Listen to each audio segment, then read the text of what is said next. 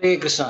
तो आप सबका स्वागत है for our today's session on Akshaya Tritiya. Before beginning we will have मंगलाचरण and then we will begin.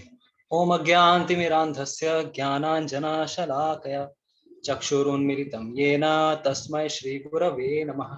श्रीचैतन्यमनोभीष्टं स्थापितं येन भूतले स्वयं रूपः कदा मह्यं ददाति स्वपदान्तिकम्। वन्देऽहं श्रीगुरो श्रीयुतापदकमलं श्रीगुरून् वैष्णवांश्च श्रीरूपं साग्रजातां सहगण रघुनाथान्वितं तं सजीवं साद्वैतं सावधूतं परिजनसहितं कृष्णचैतन्यदेवं श्रीराधा कृष्णपादान् सहगण ललिता श्रीविशाखान्वितांश्च नमो विष्णुपदाय कृष्णपृष्ठाय भूतले श्रीमते भक्तिवेदांत स्वामिनिति नाम्ने नमस्ते सरस्वती देवे गौरवाणी प्रचारिणे निर्विशेष शून्यवादी पाश्चात्य देशधारिणे नमो महावदन्याय कृष्ण प्रेम प्रदायते कृष्णाय कृष्ण चैतन्य नामिने गौरतुषे नमः। हे कृष्णा करुणा सिंधु दीनबंधु जगत्पते गोपेश गोपिका कांत श्री राधा कांत नमोस्तुते। तप्त कांचन गौरांगी श्री राधे वृंदावनेश्वरी वृषभान सुते देवी प्रणमामि हरिप्रिये। नीलाचल निवासाय नित्याय परमात्मने बलभद्र सुभद्राभ्यां जगन्नाथाय ते नमः। वाञ्छाकल्पतरुभ्यश्च कृपा सिन्धुभ्य एव च पतितानां पावनेभ्यो वैष्णवेभ्यो नमो नमः। जय श्री कृष्णा चैतन्य प्रभु नित्यानंद श्री अद्वैत गदाधर शिवासादि गौर भक्त वृंद। हरे कृष्णा कृष्णा कृष्णा हरे हरे हरे राम राम राम हरे हरे। यत्कृपातमहं वन्दे श्रीगुरो दीनतारिणं परमानन्दमाधवं श्रीचैतन्यमीश्वरम्। हरे Krishna. Just 1 second, I will take 1 second time, 1 minute. थोड़ा मेरे को क्लास सेटअप मेरे को चेंज करना है। ओके, हरे कृष्ण।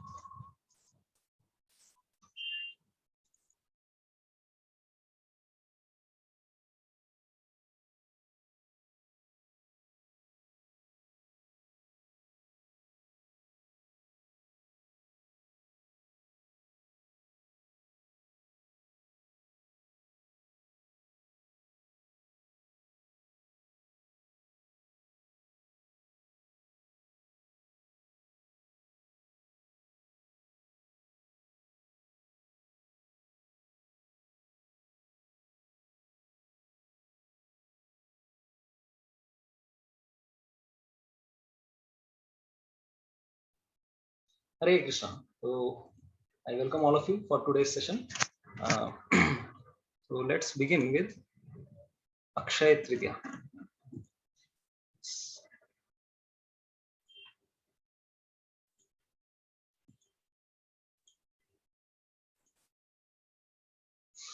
तो आज हम सेशन स्टार्ट करेंगे। आज एक्चुअली अगर देखेंगे according to Vaishnava calendar Akshaya Tritiya is tomorrow, but some of the places Akshaya Tritiya, अगर आप मुंबई में तृतीया इज टुडे, तो डिपेंड्स कि कब कौन सी तिथि लग रही है या फिर सनराइज कहाँ पर किस समय है। तो रेस्ट एटलीस्ट इन बंगाल अगर देखा जाए, ऑल्दो तिथि शुरू हो चुकी है आज के दिन, लेकिन क्योंकि हम लोगों ने आप लोगों को, कितने लोगों को याद है कि नहीं, मेरे को I am not able to recall, मतलब at least you are able to remember that or not. एकादशी की तिथि में हमने बताया था कि किस तरह से कभी अगर कोई तिथि की कैलकुलेशन की जाती है तो उसके लिए ब्रह्म मुहूर्त का समय देखा जाता है, और साथ ही साथ कौन सी तिथि कब शुरू हो रही है। यस सुलक्षणा माता जी, तो कब कौन सी तिथि शुरू हो रही है। तो अगर सनराइज के पहले, सनराइज भी एक इम्पॉर्टेंट फैक्टर होता है, तो मुंबई में सनराइज थोड़ा लेट से है, और ये आज की जो तिथि है आज 5:40 में या 5:44 में लग रही है, तो अगर सनराइज उसके बाद है तो इसीलिए मुंबई में आज के दिन है। और बाकी रेस्ट ऑफ द प्लेसेस, क्योंकि सनराइज बाकी जगहों में जल्दी हो जा रही है और तिथि बाद में शुरू हो रही है, इसीलिए नेक्स्ट डे को अक्षय तृतीया के हिसाब से हम लोग मना रहे हैं। लेकिन बहुत सारे अगर दूसरी जगह पे भी देखेंगे, नॉर्मल कैलेंडर्स में जो डेमीगॉड वर्शिप या कहीं देखा जाता है, तो वहां पर आज ही के दिन मना रहे हैं। तो नो वरीज, क्योंकि हमारे ऊपर डिपेंड करता है कि हम कौन सी तिथि को अक्षय तिथि ये कर रहे हैं। बट एक्चुअली अगर we see according to Vaishnava calculation, for Calcutta, for West Bengal, for even for Vrindavan, the tithi is on tomorrow. And South India में या फिर बॉम्बे में अगर देखेंगे तो आज है। तो just for our information we are telling this thing. तो दिस तिथि आज हम कोशिश करेंगे जानने की कि इसका हमारे जीवन में क्या वैल्यू है, what is the importance for, and how we can inspire ourselves to do something valuable on this तिथि। तो हमारे कैलकुलेशन के हिसाब से, वैदिक कैलकुलेशन के हिसाब से, वैदिक तिथियों के हिसाब से, अगर मैं आपसे पूछूं, if I ask all of you, कौन सी वो तिथियां हैं which are considered the most auspicious in our Vedic calendar? कोई अगर बताना चाहे, you can write on your chat box. कौन सी तिथियां हैं जिसको सबसे, मतलब आपको कैलेंडर देखने की आवश्यकता नहीं, मतलब उसमें आपको मुहूर्त देखने की आवश्यकता नहीं कि अभिजीत मुहूर्त कब है, ये मुहूर्त कब है, या फिर यम गंडम कब लग रहा है, या फिर गुलिका काल कब है, ये सब देखने की आवश्यकता नहीं। कौन सा वो तिथि है बताइए? कौन सी 3 तिथियां, 3.5 तिथियां बोली जाती है, अगर किसी को पता है? 3.5 tithis. Anybody knows which all tithis are there? 3.5 tithis. Bhaswati Mataji হাত তুলছেন। ওকে, আপনাকে সাইলেন্ট করার, আপনাকে আমি আনমিউট করার চেষ্টা করছি। মাতাজি যদি জানেন আপনি বলতে পারেন কোন কোন দিন।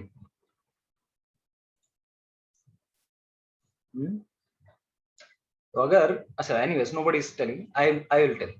तो बेसिकली 3.5 तिथियों में क्या क्या तिथि आती है? पहली जो तिथि है चैत्र की पहले दिन, हाँ फर्स्ट, यस सुलक्षणा माता जी, ओके ज्योति माता जी परफेक्ट ना, उसमें भी बता रहा हूँ, Gudi Padwa and Dussehra is okay, सब पूरा परफेक्ट नहीं है तो मैं बता दे रहा हूँ। फर्स्ट तिथि अगर देखी जाए कैलेंडर में, वैष्णव कैलेंडर, हमारे कैलेंडर हिंदू कैलेंडर में फर्स्ट तिथि इज चैत्र की पहली दिन, प्रतिपदा। चैत्र मास की पहली दिन कौन सी है? मतलब जब से एक्चुअली अगर देखा जाए उसको गुड़ी पड़वा भी कहते हैं, या फिर हम क्या कहते हैं, युगादि भी कहते हैं। तो ये 2 तिथियां हैं। हमारा वैदिक कैलेंडर चैत्र मास से शुरू होता है। Bengalis we take it from Paila Boishak, but actually Chaitra Mas is the first month of Vedic। तो गुड़ी पड़वा का दिन एक दिन वो है जिसमें आपको कुछ कैलेंडर की देखने की आवश्यकता नहीं, शुभ मुहूर्त देखने की आवश्यकता नहीं। उस दिन कोई भी अगर कार्य करेंगे then it will have like, आपको उसमें गलत प्लैनेट्स का या खराब प्लैनेट्स का कोई इफेक्ट नहीं मिलता है उस दिन। दूसरा जो तिथि है दीपावली, लेकिन दीपावली के बारे में मैं बताऊंगा अभी। दूसरा एक और तिथि है दशहरा, दशहरा मतलब विजयदशमी। तीसरी तिथि अगर देखा जाए तो अक्षय तृतीया, आज का दिन। एंड जो चौथी तिथि है उसको आधा तिथि कहा गया है, क्योंकि तो 3.5 तिथियां, पूरी तिथि नहीं कही गई, क्योंकि दीपावली की रात्रि का जो समय है दैट इज कंसिडर्ड ऑस्पिशियस। इसीलिए 3.5 तिथियां, जिसमें आप अगर कुछ भी कार्य करें, विशेष कार्य करें, जो भी स्पेशल कार्य करते हैं, जिसका this will have a long lasting effect, इसको कहा गया है अक्षय। जिसमें आप कोई भी कार्य कीजिए उसमें आपका जो भी इंडेवर है उसका आपका कोई विनाश नहीं होने वाला, that will have a long lasting effect, that's why it is called Akshay.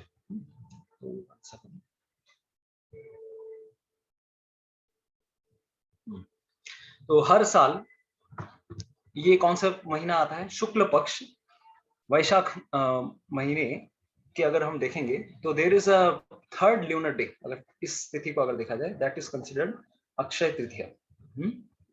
Akshay का लिटरल मीनिंग अगर जस्ट वन सेकंड, यस, तो if we see literally that which does not worn out, जिसका इफेक्ट कभी भी खत्म नहीं होने वाला, उसे हम कहते हैं अक्षय। और तो और इसकी इंपॉर्टेंस और भी बढ़ जाती है अगर कभी ये अक्षय तृतीया तिथि सोमवार को आए और अगर उस दिन रोहिणी नक्षत्र का भी अगर मिलाप हो तो that becomes all the more powerful, और भी ज्यादा पावरफुल हो जाती है वो तिथि। और उस दिन अगर कोई यज्ञ करता है, दान करता है, तपस्या करता है, कुछ भी करता है, that has a ever lasting effect, वो हमारे साथ और भी ज्यादा उसकी इंपॉर्टेंस और भी ज्यादा बढ़ जाती है, निखर जाती है। जैसे भगवद गीता में भगवान श्री कृष्ण कहते हैं कि सतोगुनी तपस्या या सतोगुनी दान, charity in the mode of goodness, what is that? when we give to the appropriate person at appropriate time at appropriate place, ये सारी चीजें कंसीडर करते हुए किसी अगर व्यक्ति को अगर हम अगर इस प्रकार से अगर दान दक्षिणा करते हैं, दैट इज कंसीडर्ड सत्वगुणी। क्यों? क्योंकि जो देने वाला है उसको भी पता है कि जिसको मैं दे रहा हूँ उसकी पात्रता क्या है, समय का क्या सिद्धांत है, समय भी इंपॉर्टेंट है। जिस समय मैं दे रहा हूँ that is also very much important for us. खराब समय में नहीं कुछ कार्य करना चाहिए, संध्या के समय कोई कार्य नहीं करना चाहिए। ऑफकोर्स हम लोग कथा जरूर करें, हरि कथा इज ऑलवेज ऑस्पिशियस। और इस तरह से तो तिथि का, देश का, पात्र का अगर हम लोग देखकर अगर जब भी चयन करते हैं that is considered best thing. तो इसीलिए अक्षय तृतीया अगर इन सब तिथियों पे पड़े, जब हमने बताया रोहिणी नक्षत्र या फिर सोमवार की तिथि हो, then it becomes all the more powerful. Any austerity, any charity, any attempt to gain spiritual, any attempt to get spiritual knowledge becomes has a permanent effect on this day. तो ये हमने अभी तक चर्चा की, ठीक है, on the third lunar day of the waxing phase. तो let's go ahead. तो हमने ये भी बताया कि किस दिन कुछ भी हम लोग शुरू करते हैं that has a everlasting effect. तो नाउ हम आज के दिन क्या क्या चीजें हुई थी उसके बारे में चर्चा करेंगे। अभी आपसे अगर मैं पूछूं, क्योंकि देखिए तो हम लोग ये भी चर्चा कर रहे हैं ना एस्ट्रोलॉजी, तो एक एक मतलब समय का क्या महत्व है। तो एक रामायण में एक इंसिडेंस आता है कि जटायु ने, आप सबको पता है जटायु ने श्री सीता मैया को बचाने के लिए युद्ध किया रावण के साथ। Yes, perfect. तो जब उन्होंने युद्ध किया, what was his ultimate result? उन्होंने कोशिश तो की रावण के साथ युद्ध करने की, लेकिन फल क्या मिला उनको? He was not successful. He didn't get success. Ultimately, he had to die. Right? लेकिन श्री रामचंद्र जी ने उनके मृत्यु में भी उनको क्या समझा कि he considered him like his best of well wishers and he appreciated him, and उनके भगवत धाम जाने का रास्ता उनके लिए खुल गया। तो अगर ये बताऊं तो उन्होंने युद्ध क्यों किया? उनको पता ही था अगर मैं मर जाऊंगा, तो उसमें युद्ध करने का क्या कारण था? किसी को पता है? किसी को ये anybody knows what was the why he extended the fight too long? क्यों इतना युद्ध कर रहे थे, क्यों कोशिश कर रहे थे? क्योंकि उनको भी पता था कि मेरी मृत्यु होने वाली। Yes Vikram Prabhu, I will unmute you, बताइए। ऑडिबल।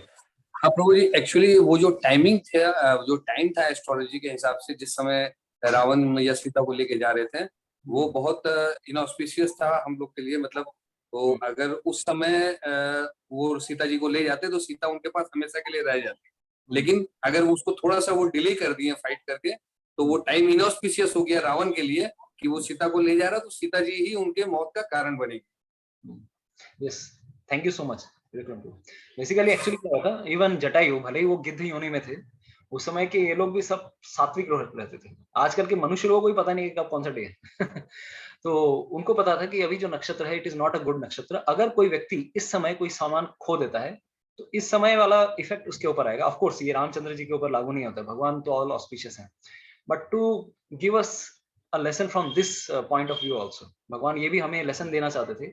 तो जटायु को पता था कि इस समय कोई चीज खो जाए तो वापस मिलने के साकार उसमें कम है। तो उन्होंने क्या किया, एक मुहूर्त तक, एटलीस्ट मुहूर्त चेंज होने तक उन्होंने फाइटिंग किया, एटलीस्ट बहुत भीषण फाइटिंग की। तो इसीलिए क्योंकि उन्होंने एलोंगेट किया फाइटिंग को, और उसके बाद जब नक्षत्र चेंज हुआ उनको भी पता था कि इस मुहूर्त में अगर कोई सामान अगर किसी का गुम हो भी जाता है, he will definitely get it back, क्योंकि उस समय ऑस्पिशियस सितारे थे। तो इसीलिए उन्होंने पता था कि इसका रिजल्ट क्या होने वाला है, लेकिन श्री रामचंद्र जी के लिए उन्होंने अपना ये सैक्रिफाइस करने की कोशिश की। दूसरा एक और चीज भी है कि इनके पीछे जटायु के राम जी ने, देखिए दशरथ महाराज का अंत मतलब लास्ट समय का जो संस्कार चाहिए वो सब नहीं किया, लेकिन एक गिद्ध के लिए अंतिम संस्कार किया। अब गिद्ध योनि के लिए अंतिम संस्कार कोई नहीं करता है, लेकिन राम जी ने उनको अपने पिता का क्या दिया, स्थान दिया। क्यों? क्योंकि उन्होंने सीता मैया के लिए इतनी बड़ी सेवा की। और इससे पहले भी एक घटना घटी थी, रामायण में एक घटना आती है, जब स्टार्टिंग के समय में जब दशरथ महाराज को कोई पुत्र नहीं हो रहे थे और अयोध्या में वो राज्य कर रहे थे, तो उस समय, क्योंकि अयोध्या नाम कैसे फेमस है, अयोध्या जिसे कोई युद्ध में ना जीत सके, ऐसा राज्य जिसे युद्ध से ना जीता जाए, ऑलवेज ऑल प्रॉस्पेरस ऐसा स्थान था वो, हमेशा समृद्धि वहां पर विद्यमान थी। तो एक समय शनि की दृष्टि पड़ती है, ऑफ कोर्स शायद अभी भी शनि की 7.5 कुछ तो चल रही है, शनि की दृष्टि चल रही है, कुछ तो प्रॉब्लम चल रहा है, आई थिंक इन इंडिया और इन the entire world, which ever place. तो खराब दृष्टि अगर रहे शनि की तो उस जगह पे अमंगल होता है। तो 11 साल हो गए, लेकिन शनि ने अयोध्या में दृष्टि बजाय रखी थी, अयोध्या में दशरथ महाराज के राज्य में दृष्टि बनाकर रखी थी। तो उस समय 11 साल तक बारिश नहीं हुआ, और वहां पर इतनी सुख समृद्धि थी, क्योंकि भगवान आने वाले हैं और अयोध्या भगवान का नित्य धाम है, साकेत धाम है। तो वहां पर किसी को समझ में नहीं आ गया, 11 साल से बारिश नहीं हुई। तो 11 साल बाद दशरथ महाराज को किसी ने बोला, अरे महाराज, आपके राज्य में बारिश नहीं हुई है, शनि की दृष्टि चल रही है, तो कुछ कीजिए। दशरथ महाराज निकले, बोले यार देवता लोगों के साथ मैं उनको हेल्प करता हूँ युद्ध करने में, और देवता लोग मेरे ऊपर ही दृष्टि बनाए रखे हैं। मैं अभी लेकर रथ निकलता हूँ और इमीडिएटली उनके ऊपर चढ़ाई करूंगा। शनिदेव कैसे ऐसे कर सकते हैं? तो वो पूरा रथ लेके निकल जाते हैं, और जैसे ही वो निकलते हैं तो शनिदेव ने देखा कि दशरथ महाराज मेरी ओर आ रहे हैं। तो उन्होंने ऐसे उनकी ओर भी दृष्टि की। जैसे ही दृष्टि की, इमीडिएटली वो पूरा रथ समेत, सोचिए ऐसे व्यक्ति जिनको कैकेयी ने हेल्प किया था, ऐसे दशरथ नाम कैसे पड़ा? क्योंकि वो दशों दिशाओं से युद्ध कर सकते थे, इतने पारंगत थे। देवताओं के साथ उन्होंने असुरों के साथ देवताओं का साथ दिया था उन्होंने असुरों के साथ युद्ध करने में। तो उनके इतनी एक्सपर्टीज थी, किसी भी दिशा से वो युद्ध कर सकते थे। ऐसा लगता था कि उनके 10 रथ हैं या 10 दिशाओं से वो युद्ध लड़ रहे हैं। लेकिन वो भी शनि की दृष्टि उनके ऊपर ऐसे पड़ी, तो उनके रथ से वो गिर गए, और रथ भी गिर गया और वो भी गिर गए। तो आकाश में ऐसे, मतलब उनका रथ आकाश में था, आकाश से ऐसे गिरे कि पूरा का पूरा नीचे आके अर्थ प्लैनेट में गिरने वाले थे। तो उस समय जटायु ने देखा कि अरे दशरथ महाराज गिरने वाले हैं, तो मुझे क्या करना चाहिए, मुझे हेल्प करना चाहिए। तो वो पूरे, इतनी उनकी भुजाएं और ये थी, इतना ह्यूज उनका साइज था, वो सब कुछ लेके एकदम उड़ जाते हैं और उनके एक पंख के ऊपर उनके रथ को और दशरथ महाराज को कैच करते हैं। तो क्रिकेट मैच पहले भी हुआ करता था, तो उन्होंने बहुत सुंदर कैच किया। थैंक्स करते हैं, भाई थैंक यू सो मच। फिर उन्होंने अपने आप को संभाला और जटायु के साथ उन्होंने कूच की शनिदेव के ऊपर। तो शनिदेव समझ गए, यार अभी दोनों लोग आकर इतना ही पीछे पड़े, तो ठीक है, बोले ठीक है, चिंता मत करो, मैं अभी अयोध्या की ओर दृष्टि नहीं करूंगा, मामला यहीं पे रफा दफा करते हैं।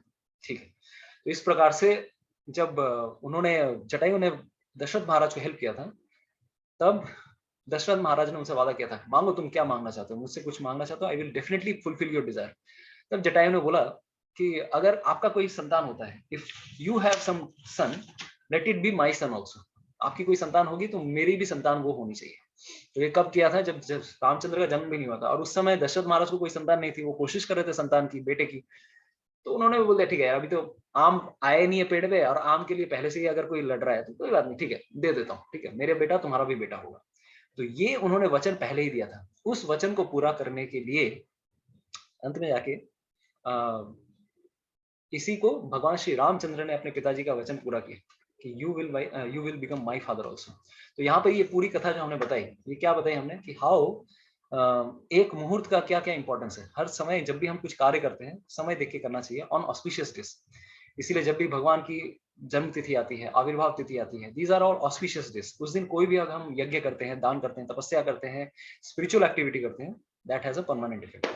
So let's begin for today's session. तो आज का हमने इतना देर तक इंट्रोडक्शन दिया रिगार्डिंग मुहूर्त। तो बहुत सारी आज हमने व्हाट्सएप पे भी भेजा आप लोगों को कि क्या क्या चीजें इस समय हुई थी। तो सतयुग इस दिन शुरू हुआ था। तो ब्रह्मा जी को एक्चुअली अगर देखा जाए, ब्रह्मा जी का जब जन्म होता है, Lord Brahma takes birth from the lotus navel of Lord Narayan. Vishnu ji के नाभि कमल से उनका जन्म होता है। और जन्म होने के बाद उनको समझ में नहीं आ रहा था कि मैं किनसे जन्म लिया हूँ भाई, मैं कहाँ से आ गया, किधर आ गया हूँ, वेयर आई एम। उनको कुछ समझ में नहीं आ रहा था, चारों तरफ अंधेरा, और कमल के ऊपर वो देख रहे हैं अपने आप, ये कमल कहाँ से आया, और कमल के नीचे जो एक नाल है उसकी, वो कहाँ से आई।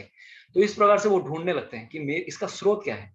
तो इस प्रकार से बहुत सारे हजारों साल निकल जाते हैं। उस नाल का ऊपर और छोर कुछ समझ ही नहीं आ रहा है कि अरे इसका और छोर क्या है। तो इस तरह से हजारों साल सब ढूंढने के बाद वो सोचते हैं कि भाई कुछ पता नहीं, आई शुड नाउ मेडिटेट कि मेरी उत्पत्ति हुई क्या है, मेरा पर्पस क्या है। कभी कभार हमारे साथ भी ऐसा होता है, हमें समझ में नहीं आता कि मैं क्यों आया हूँ, मेरा पर्पस क्या है इस जीवन में। तो ब्रह्मा जी के साथ भी कंफ्यूजन हुआ, जन्म लेने के बाद ही कंफ्यूजन हो गया।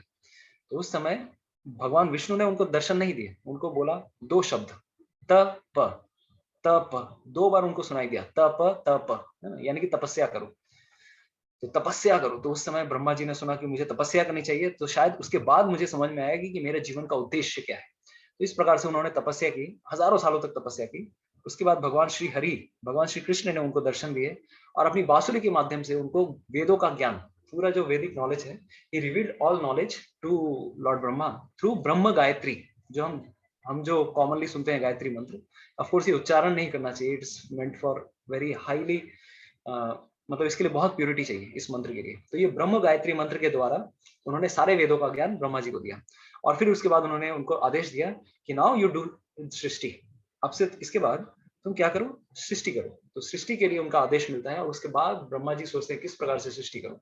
तो थर्ड चैप्टर हमने पूरी अच्छी तरह से बताया किस प्रकार से उन्होंने मानस पुत्र को जन्म दिया, फिर उनकी जो नाल थी, जिस स्टेम से उन्होंने जन्म लिया था, उसी को 14 भागों में उन्होंने विभाजित किया, और 14 भुवन, ये 14 प्लैनेटरी सिस्टम, नीचे के 7, बीच में भूलोक, और ऊपर के 7 ओम भूर्भुवः स्वः। तो इस प्रकार से उन्होंने सृष्टि की, और साथ ही साथ टाइम का जो सिचुएशन है, टाइम का तो सारे के सारे जो प्लैनेट्स है उस समय से मूव करना शुरू किए, सतयुगा। तो सतयुगा का जो फर्स्ट डे है, that began on that day, उस दिन से ब्रह्मा जी ने क्रिएशन स्टार्ट की। तो ये है पहला इंपॉर्टेंस कि अक्षय तृतीया का वो तिथि था, उस दिन से ये चीज हुई। दूसरी जो तिथि आती, दूसरी जो चीज आती है कि अगर आपके सामने देखेंगे, mother Ganga descended on this planet on this very day. Ganga मैया के इस धराधाम में अवतरण होने के बहुत सारी कथाएं हैं। तो अगर किसी ने अगर रामायण पढ़ी है, या फिर अगर श्रीमद् भागवतम भी अगर पढ़ेंगे, तो वहां पर भी भगवान गंगा मैया के अवतरण की पूरी कहानी आती है। रामायण में बहुत लंबी कहानी है, इवन महाभारत ऑल्सो, महाभारत में भी गंगा मैया के बारे में बहुत बड़ा सेक्शन आता है। तो किस प्रकार से गंगा मैया ने का इधर अवतरण हुआ, तो उसके बारे में हम जानेंगे। तो सगर महाराज, कितने लोगों को पता है सगर महाराज कौन थे? सगर महाराज बता सकते कोई? सगर नाम का मतलब, कोई अपने आप को अनम्यूट करना चाहेगा? यस, सुदेशना माता जी, आपको मैं अनम्यूट करता हूँ। Yes, you can unmute yourself माता जी इफ यू लाइक। আপনি যদি কিছু বলতে চান। হ্যাঁ মাতা जी। হ্যাঁ, হরে কৃষ্ণ প্রভুজি। Yes, মাতা जी। সাগর মহারাজ ছিলেন ভগীরথের পুত্র। ভগীরথের পুত্র? না না, ভগীরথের পূর্বজ ছিলেন উনি, ঠিক আছে, দাদু ইয়েস। তো আসবে মাতা, ওনার এতেই ছিলেন। সগর নামটা কোথায় থেকে এসছে সগর? কারণ वो जब गर्भ में थे, अपनी माँ के गर्भ में, तो उस समय उनकी सौतेली माओ ने उनको कोशिश किया कि इनकी संतान नष्ट हो जाए, इस माँ की संतान नष्ट हो जाए, तो इसीलिए उनकी माँ को विष खिलाते हैं। तो जैसे विष खिलाते हैं, विष खिलाने के बावजूद भी ये इतने पराक्रमी थे कि पॉइजन होने के बावजूद भी इनके ऊपर पॉइजन का कोई इफेक्ट नहीं होता है, और पॉइजन लेने के साथ साथ वो जन्म लेते हैं, मतलब जन्म भी लेते हैं और पॉइजन को भी साथ में लेके आते हैं। इसीलिए क्योंकि उनका जन्म हुआ विष के साथ, इसीलिए उनका नाम क्या पड़ा? सगर, यानी कि विष के साथ उनका जन्म हुआ, इसीलिए सगर महाराज। तो काफी पराक्रमी राजा थे, मतलब रघुवंश में ही आते हैं ये भी। तो उसमें उनकी 2 पत्नियों का मेंशन आता है कि ही हैड 2 वाइफ्स। तो 2 वाइफ्स, एक वाइफ के 60,000 पुत्र होते हैं, दूसरी पत्नी के बड़े पुत्र का, मतलब दूसरी पत्नी से जो पुत्र हुआ उनका नाम था असमंजस। असमंजस, थोड़े असमंजस में रहते थे, थोड़ा कंफ्यूजन में रहते थे। हालांकि वो भगवान के भक्त थे, अंदर थे, लेकिन क्योंकि वो राज्यभार नहीं लेना चाहते थे और थोड़ा एक्सटर्नली दिखाना चाहते थे, अरे भाई ये सब राज्य लेके क्या होगा, तो एक्सटर्नली वो थोड़ा पागलपंती करते रहते थे। अरे कभी किसी को पीट दिया, कभी मार दिया, कभी कुछ कर दिया, और साथ ही साथ खेलते खेलते अपने दोस्तों को ही पानी में डुबा देते थे। बहुत सारे दोस्त मर गए, बहुत सारे दोस्त नदी में मर गए। तो उस समय सगर महाराज ने सोचा, भाई ये राजा होके प्रजा को ही मार रहा है, इस प्रकार का राजा होके भाई मेरे को नहीं चाहिए ऐसा राजा। तो उन्होंने अपने ही बेटे को क्या कर दिया? तिरस्कार कर दिया। जाओ, यू आई त्याज्य पुत्र, यू आर नाउ मैं अपना बेटा स्वीकार नहीं करता। तो असमंजस के एक और बेटे हुए थे, अंशुमान। तो अंशुमान फर्दर राजा हुए, लेकिन असमंजस जब वन में चले गए, तब उन्होंने अपनी योग सिद्धि से उन्होंने जितने बच्चों को मारा था सबको जिंदा भी कर देते। तो this story is there fully in Shrimad Bhagavatam. वो बस एक्सटर्नली दिखाना चाहते थे, ये सब वो रिनाउंस करना चाहते थे इस जगत से, कि मैं जगत में, क्योंकि मैं अगर अच्छी तरह से डील करूंगा तो पापा शायद मुझे राजा बना देंगे, तो वैराग्य लेना चाहते थे, इसीलिए वो इस तरह से डील किया। तो उनके बेटे होते अंशुमान। तो ऐसा करके असमंजस तो चले गए, अंशुमान और ये 60,000 पुत्र थे। तो राजा सगर ने सोचा कि मुझे क्या करना चाहिए? यज्ञ करना चाहिए। कौन सा यज्ञ? लोक कल्याण के लिए मैं एक अश्वमेध यज्ञ करूंगा। तो उन्होंने अश्वमेध के लिए एक घोड़ा चुना, और घोड़ा चुन के उन्होंने घोड़ा छोड़ दिया। तो अभी सबसे ज्यादा टेंशन किनको हो जाती है? हमेशा हम सबको पता है कि कभी भी अश्वमेध यज्ञ होता है, क्योंकि अगर कोई 100 अश्वमेध यज्ञ कर ले तो इंद्र की पोस्ट के वो लायक बन जाएगा। उनका उत्तरदायित्व बन जाता है कि इस व्यक्ति को, भगवान का उत्तरदायित्व है कि इस व्यक्ति को इंद्र बनना चाहिए। इसीलिए इंद्र सबसे ज्यादा इनसिक्योर रहते हैं। तो उन्होंने देखा कि सगर महाराज पहला ही अश्वमेध यज्ञ कर रहे हैं, अभी 1 करेगा 2 करेगा, तो वाई टू अननेसेसरी ये है ना, बाद में शायद और भी ज्यादा कर सकते हैं। तो उन्होंने उनका घोड़ा चुरा लिया, और चुराने के बाद कपिल मुनि का आश्रम था इन द लोअर प्लैनेट्स, वहां पर एक जगह पे कपिल मुनि एक जगह तपस्या कर रहे थे, मतलब नीचे के लोकों में। तो वहां पर वो तपस्या करते करते ध्यान में थे। भगवान, he is also supreme Lord, तो वो अपने he is meditating on himself only, भगवान के ऊपर ही वो ध्यान कर रहे थे। वहां पर उन्होंने जाके घोड़ा मान दिया। अभी सागर महाराज ने बोला, भाई अरे ये तो पूरा घोड़ा ही चोरी कर लिया, चलो जाओ सारे बच्चों को बोलते हैं जाके ढूंढ के लेके आओ। तो 60,000 पुत्र पूरा ढूंढते ढूंढते कहाँ मिलेंगे कहाँ मिलेंगे, तो इस तरह से ढूंढते ढूंढते पूरा का पूरा। तो हमने बताया था कि यूनिवर्सिटी कॉस्मोलॉजी, अगर याद है आप लोगों को, कॉस्मोलॉजी के ऊपर हमने मेंशन किया था थोड़ा सा समरी में एक क्लास में। तो बहुत सारे भुवन है, 7 लोक है, 7 आइलैंड्स हैं, है? सब जगह 60,000 पुत्र गए, कहीं पर भी उनको, क्योंकि पहले के समय में राजा होते थे जो शासन करते थे, सिर्फ दिल्ली में शासन नहीं करते थे। जो इंद्रप्रस्थ का राजा होगा वो पूरे के पूरे भूमंडल, यानी कि 7 लोग जो हैं, 7 आइलैंड्स, 7 ओशंस, सबका राजा रहेंगे। तो हर जगह उन्होंने ढूंढा, कहीं पर भी उनको नहीं मिला। स्पेशली जो सदर्न मोस्ट पार्ट है, अगर हम देखेंगे इस ब्रह्मांड के जो सेंट्रल आइलैंड है उसका नाम है जम्बू द्वीप। हम लोग यज्ञ करते हैं, बोलते हैं ना, जम्बू द्वीपे भारतवर्षे भारत खंडे मेरु दक्षिणे मेरो, इस तरह से हम लोग बोलते हैं। तो जम्बू द्वीप के सदर्न पार्ट में, this is also of course, जिनको समझ में नहीं आ रहा है उसके लिए कॉस्मोलॉजी का अलग से अनदर सेशन इज देयर। तो जम्बू द्वीप जो सेंट्रल आइलैंड है, मेरू बीच में है, उसके चारों ओर जम्बू द्वीप है। हम दक्षिण प्रांत में रहते हैं। तो उसके जो वाला हिमालय पर्वत, हिमालय नहीं, वहां पर एक और हिमालय पर्वत है जो कि काफी हाइट में ऊपर है। हिमालय के ऊपर जाएंगे तो स्वर्ग लोक वहां पर आते हैं, उसके जस्ट नॉर्थ पोर्शन में। उसके दक्षिण प्रांत में ये जो पूरी की पूरी जो पट्टी आती है, सेमी सर्कुलर, अगर देखा जाए तो उस पोर्शन ऑफ लैंड को कहा जाता है भारत खंड। भारतवर्ष नहीं, भारत खंड। तो पहले वो पूरा का पूरा साबुत स्थान था। तो अभी इन्होंने घोड़ा ढूंढने के चक्कर में क्या किया कि सब जगह खोदने लगे, कहाँ गया कहाँ गया कहाँ गया। तो भारत खंड के स्थान पर भी बहुत जगह 60,000 पुत्रों ने बहुत स्थानों पर खुदाई की। तो इस खुदाई के कारण ये जो भारत खंड है, बाकी जम्बूद्वीप के बाकी सारे प्लैनेट जो स्थान है वो पूरे साबुत बचे हुए हैं। इस स्थान में बहुत जगह पानी घुस गया, क्योंकि इसके जस्ट बाजू में ही समुद्र का ओशन है, सॉल्ट वाटर ओशन। तो उस स्थान पर पानी घुस गया, एंड दिस होल भारत खंड बिकेम डिवाइडेड इनटू 9 पार्ट्स, 9 भागों में विभाजित हो गए।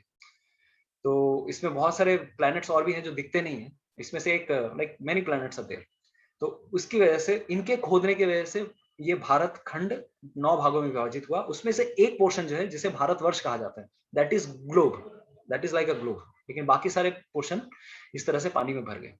तो ये कहानी उसमें आती है। उसके बाद उन्होंने सोचा शायद यहाँ पर तो नहीं दिख रहे, नीचे कहीं तो चले गए नहीं। तो उन्होंने फिर और डीप में खुदाई शुरू की, और डीप में खुदाई शुरू की। तो ये जो गंगा सागर का जो स्थान आता है कलकत्ता के दक्षिण प्रांत में, उस स्थान से उन्होंने खुदाई शुरू की। And he went down down down, क्योंकि नीचे अगर जाएंगे तो बिल्व स्वर्ग, हमने बताया था कि 7 नीचे भी कुछ स्वर्ग हैं, बिल्व स्वर्ग, क्योंकि बिल से नाम इसीलिए आया है जैसे सांप का बिल होता है। उसी तरह से ये लोग अंदर अगर जाएंगे, भूखंड के अगर नीचे अगर जाएंगे, यहाँ पे सूर्य की रोशनी नहीं आती।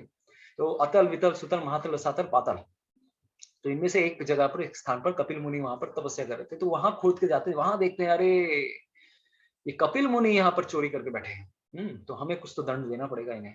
तो सारे जितने भी 60,000 पुत्र थे, सब ने एक साथ हुंकार लगाकर तलवार उठाई, और उन्होंने सोचा ये मुनि नहीं है, कपटी हैं, इनको हमें मारना पड़ेगा। उनको समझ में नहीं आई ये भगवान के अवतार हैं, we can not kill the supreme form of Lord. इस प्रकार से चूंकि उन्होंने भगवान का अपराध किया, तो अपराध करने के कारण उनके शरीर से अग्नि का जो तत्व है, श्रीमद् भागवतम में एक मेंशन आता है कि उनके शरीर में अग्नि का जो तत्व है वो ज्यादा प्रोमिनेंट हो गया। इट बिकेम सो प्रोमिनेंट कि उनके शरीर में आग लग गई। तो सारे के सारे 60,000 जो पुत्र थे, अपने आप अपने ही शरीर को प्रज्वलित करके मर जाते हैं और भस्मीभूत हो जाते हैं। तो इस प्रकार से सबके सब राख बन गए। और कपिल मुनि का कोई दोष नहीं है कि ही वाज नॉट, उनकी इच्छा से नहीं हो रहा है, because they did offence to the supreme Lord. इस अपराध के कारण ही उनके खुद की उनकी ऐसी स्थिति होती है। तो इस प्रकार से ये होता है। फिर अंशुमान ढूंढने के लिए निकलते हैं। हमने बताया कि असमंजस के बेटे अंशुमान, तो वो देख रहे भाई 60,000 बेटे नहीं आए लौट के, और यज्ञ भी कंप्लीट नहीं हो रहा है। तो सगर महाराज ने बाकी अपने पोते को भेजा, अंशुमान जाओ तुम जाके ढूंढ के लेके आओ। तो पोते जाते हैं, ढूंढते ढूंढते ढूंढते वो ठीक उस स्थान पर पहुंचते, पूरी दुनिया ढूंढने के बाद वहां पहुंचते हैं, और वहां पर जाके देखते हैं अच्छा, तो कपिल मुनि का शायद इन्होंने अपराध किया है और सबकी सिर्फ राख बची हुई है। और चूंकि उनको समझ में आया कि ये मेरे ही भाई हैं और इनका अगर क्या होगा अंतिम संस्कार ना हो, क्योंकि all of a sudden accidental इस प्रकार की डेथ हुई है, तो इनका नेक्स्ट जन्म में जाना इट्स नॉट इजी टास्क। मुझे कुछ तो ऐसा कार्य करना पड़ेगा कि इनके नेक्स्ट जन्म में जाने के लिए I have to do something, इनका अंतिम संस्कार मुझे करना है। और ये पाताल लोक कौन सा लोक में हूँ मैं, I am not able to understand only, तो यहाँ पर मैं क्या किस प्रकार से इनको हेल्प कर सकता हूँ। तो उस स्थान पर बहुत किलोमीटर तक 60,000 बेटों की राख पड़ी हुई थी बहुत सालों तक। तो वो लौट के आए, उन्होंने प्रार्थना की, तो उनको पता चला कि भगवान से तो ही स्टार्टेड डूइंग तपस्या। उन्होंने तपस्या की इसलिए ताकि जब तक गंगा मैया इस जगत में नहीं आती तब तक इस मेरे 60,000 भाइयों का उद्धार नहीं हो सकता।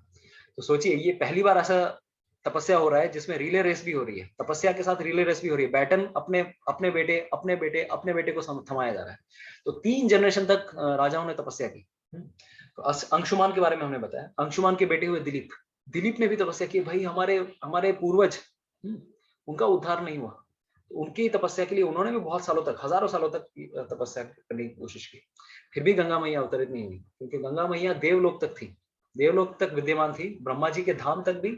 और ब्रह्मा, हम लोगों को पता है कि त्रिविक्रम भगवान श्री हरि बलि महाराज का की तपस्या, बलि महाराज जब यज्ञ कर रहे थे तो उस समय वामन देव आते हैं और वामन देव ने 3 पग भूमि मांगी थी। तो उसमें से जो पहला पग था उन्होंने इतना पग लिया था, इतना ऊंचा लिया था कि उन्होंने पूरे ब्रह्मांड की जो कवरिंग है उसी को भेद दिया था, उनके नाखून से ब्रह्मांड की कवरिंग तक पैर चला दिया था। तो उसकी वजह से ब्रह्मांड के बाहर जो कारण सागर है, जो विरजा नदी है, उस नदी का या उस कारण सागर का जो पानी है उस जगत में लीक होने लग गया, मतलब दीवार से सीलिंग टॉप से लीक होने लग गया। वो जो पानी है भगवान के चरण कमलों से चूंकि वो टच हुआ, स्पर्श हुआ है, इसीलिए उसका नाम पड़ा गंगा नदी। तो वो पहले आती है कहां पर, उस स्थान से सबसे जो ऊंचा प्लेनेट है उसे कहा जाता है ब्रह्मलोक या फिर सत्यलोक। तो that is like in the form of a lotus, वो भी देखने में एकदम कमल के समान है। हमने उस सेशन में दिखाया था आप लोगों को, अगर आपको याद है कि किस प्रकार से 14 भुवन है। तो उस स्थान पर ब्रह्मा जी के कमंडलू में उन्होंने, क्योंकि एक तरह से चरणामृत था, तो कमंडलू में उन्होंने एक्सेप्ट करके रखा था।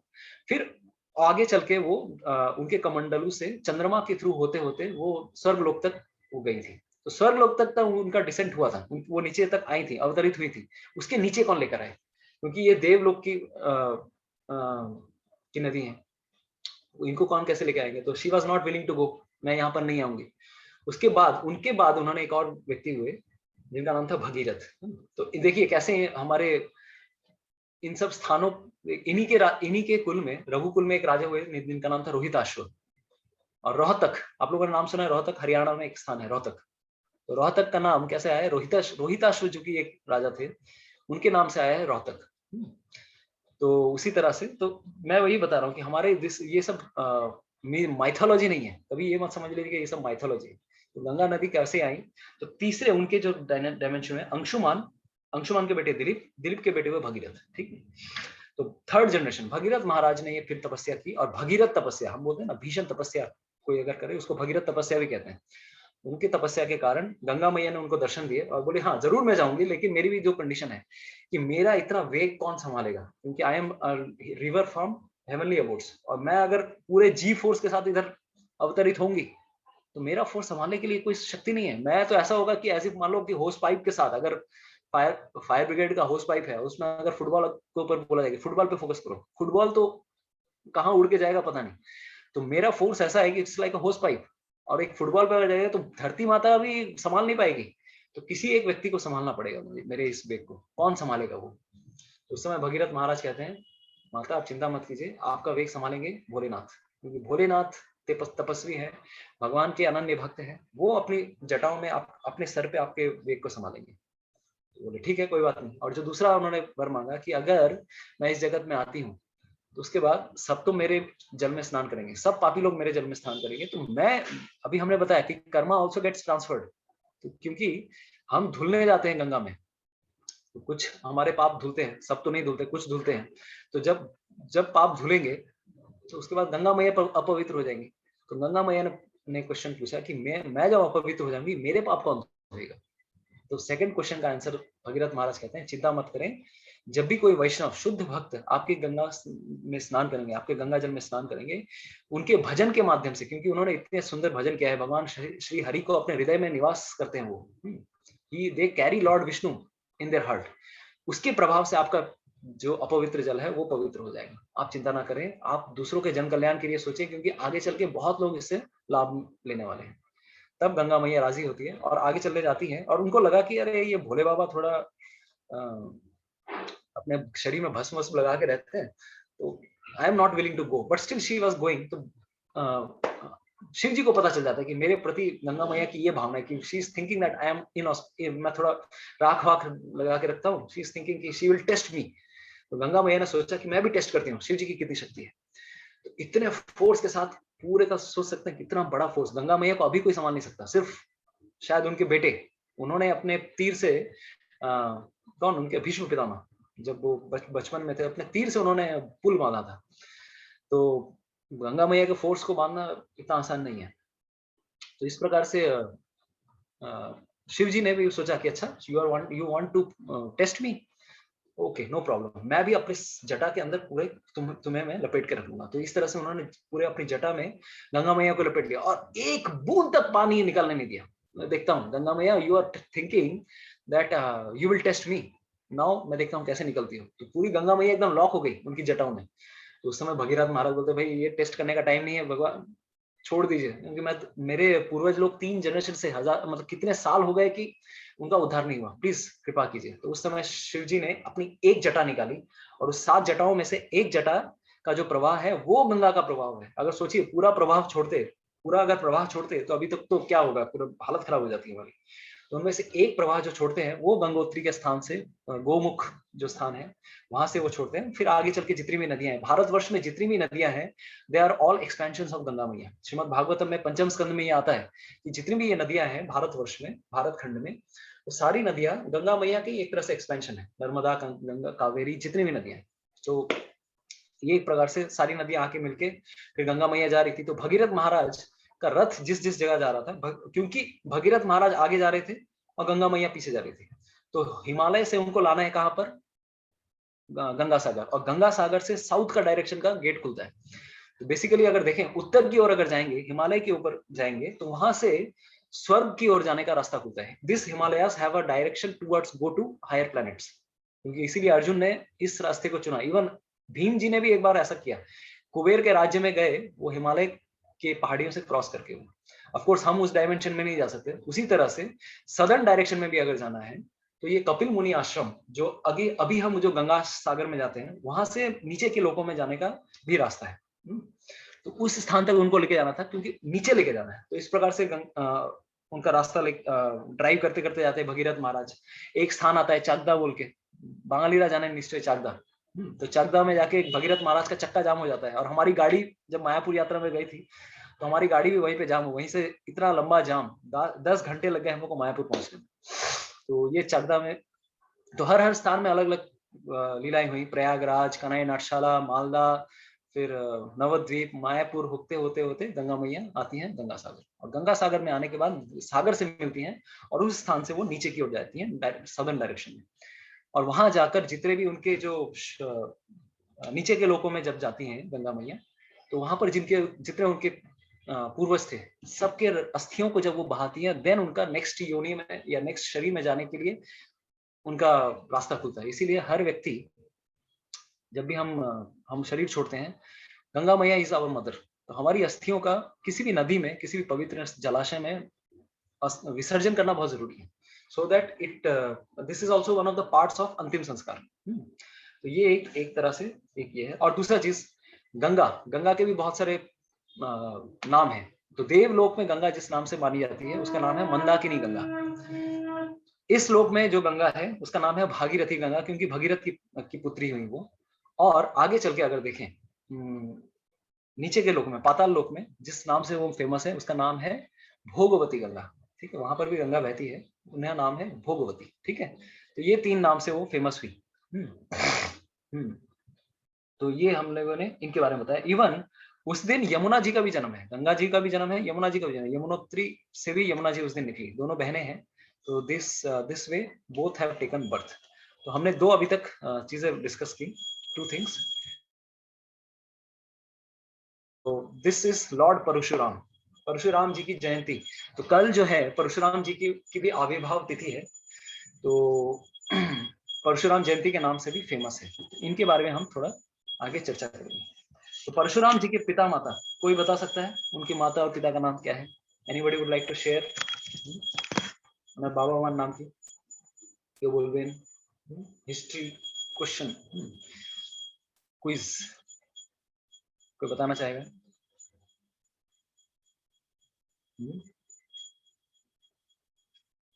विक्रम नो नो,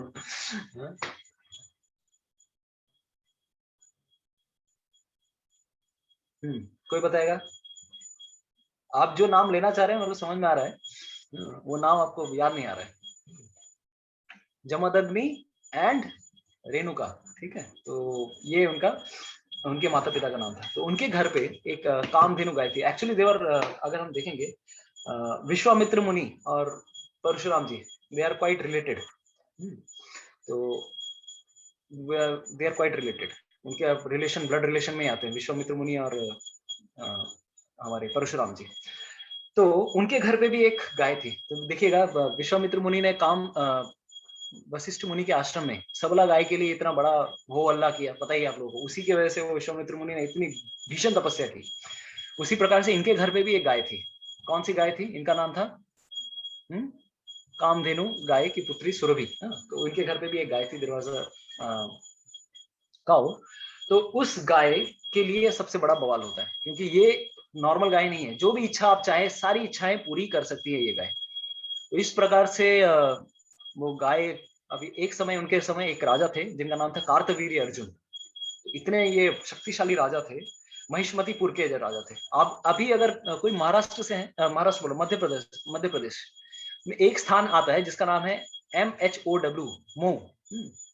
किसी को पता है? मिलिट्री सम ऐसा कुछ नाम है of warfare, military home affairs of warfare, Mau. तो उस इंदौर के पास में ये स्थान है। तो जमदग्नि और ये सब वहां पे रहते थे। जमदग्नि का आश्रम था। यस, अनुपमा जी कह रही है यस। तो उस स्थान पे this was the actual place Mahishmatipur. तो वहां पे पास में नर्मदा नदी भी गई है। उस नर्मदा नदी के तीर पे कुछ घटनाएं घटती है। ये सारी military headquarters of war. Thank you for reminding, MHOW, अंग्रेजों ने ये नाम दिया है। तो इस स्थान पर कार्तवीर्य अर्जुन आते हैं एक बार, शिकार करते हुए, कुछ कार्य था। तो ये जमदग्नि ऋषि के आश्रम में आते हैं और बोलते हैं कि मेरे साथ बहुत सारी सेनाएं भी हैं, आप हमारा गेस्ट रिसेप्शन कर सकते हैं? बोलते बिल्कुल, क्यों नहीं कर सकते। Similar story just like Vashishtha ji. तो इस तरह से उनका वेलकमिंग किया और जितनी भी डिमांड्स थी सारी पूरी कर दी उनकी। उनको समझ में नहीं आया, भाई ये एकदम नॉर्मल एक ब्राह्मण हमारी सारी इच्छाएं कैसे पूरी कर सकता है, how it can so happen. तो उस समय उन्होंने बताया, मेरे घर पे सारी विश फुलफिलिंग डिजायर ट्री हमारे घर पे ही है, कामधेनु गाय, ये सुरभि गाय जो है मेरे घर पे है, ये मेरी सारी इच्छाएं पूरी कर रही है। तो उन्होंने बोला, ये मुझे भाई है, मैं इसको लेके जाने वाला हूँ, तो मैं राजा हूँ, आई वॉन्ट दिस। और कार्तवीर्य अर्जुन के 1000 हाथ थे, 1000 हैंड्स।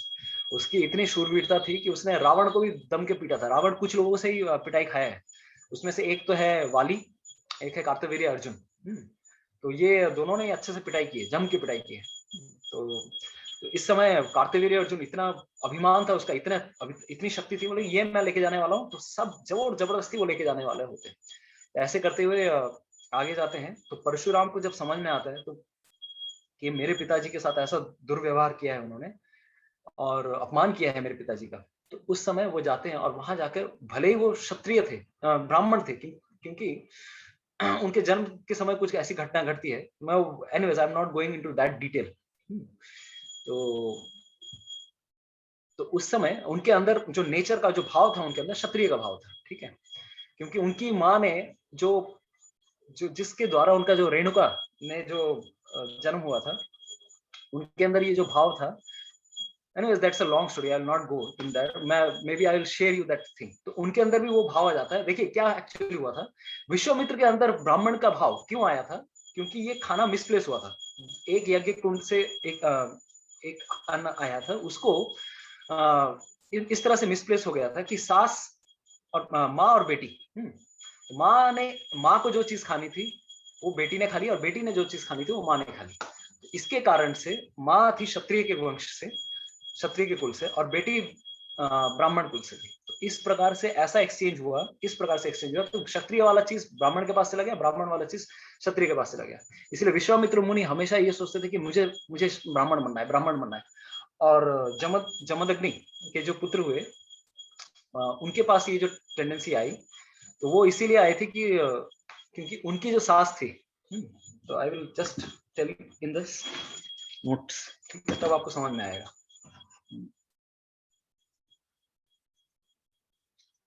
तो Jamadagni,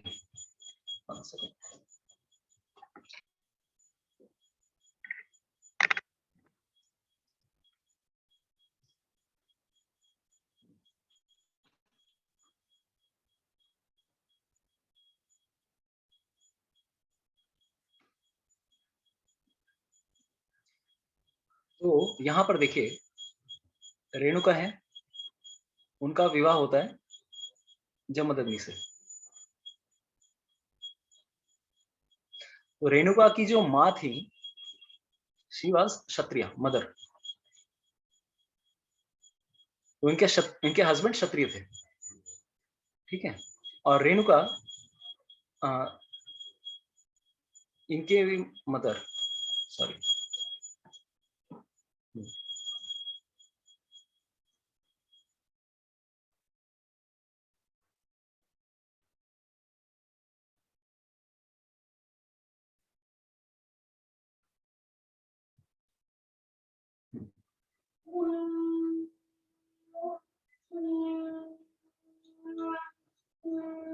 I think there is some problem.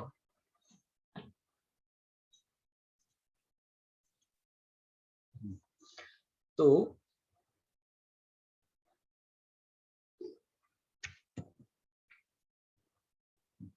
अगर यहां पर हम देखें तो ये जो सिचुएशन हुआ, तो जो विश्वामित्र थे, विश्वामित्र इनकी संतान थी। तो एक्चुअली इनके पास वाला जो पोर्शन था, माँ की जो बेटी थी, इनके जो हस्बैंड थे, ही वाज अ ब्राह्मण, और ये क्षत्रिय राजा थे। तो इनकी जो बेटी, ये जो क्षत्रिय राजा थे, इनके पास कोई संतान नहीं थी। तो इन्होंने रिक्वेस्ट किया कि मेरी जो बेटी है, उनके जो हस्बैंड है, ही इज अ ब्राह्मण, तो वो अगर कोई यज्ञ करेंगे तो उस यज्ञ के प्रभाव से शायद मुझे कोई संतान मिल सके।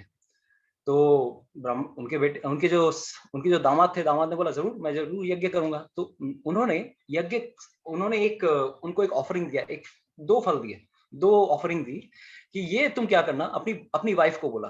तो ये अपनी वाइफ को कहते हैं कि ये जो एक वाला जो फ्रूट है, तुम क्या करो, अपनी माँ को दे देना, ठीक है, और जो दूसरा मैं फ्रूट दे रहा हूँ वो तुम खाना। और ऐसा करके वो नहाने के लिए चले गए।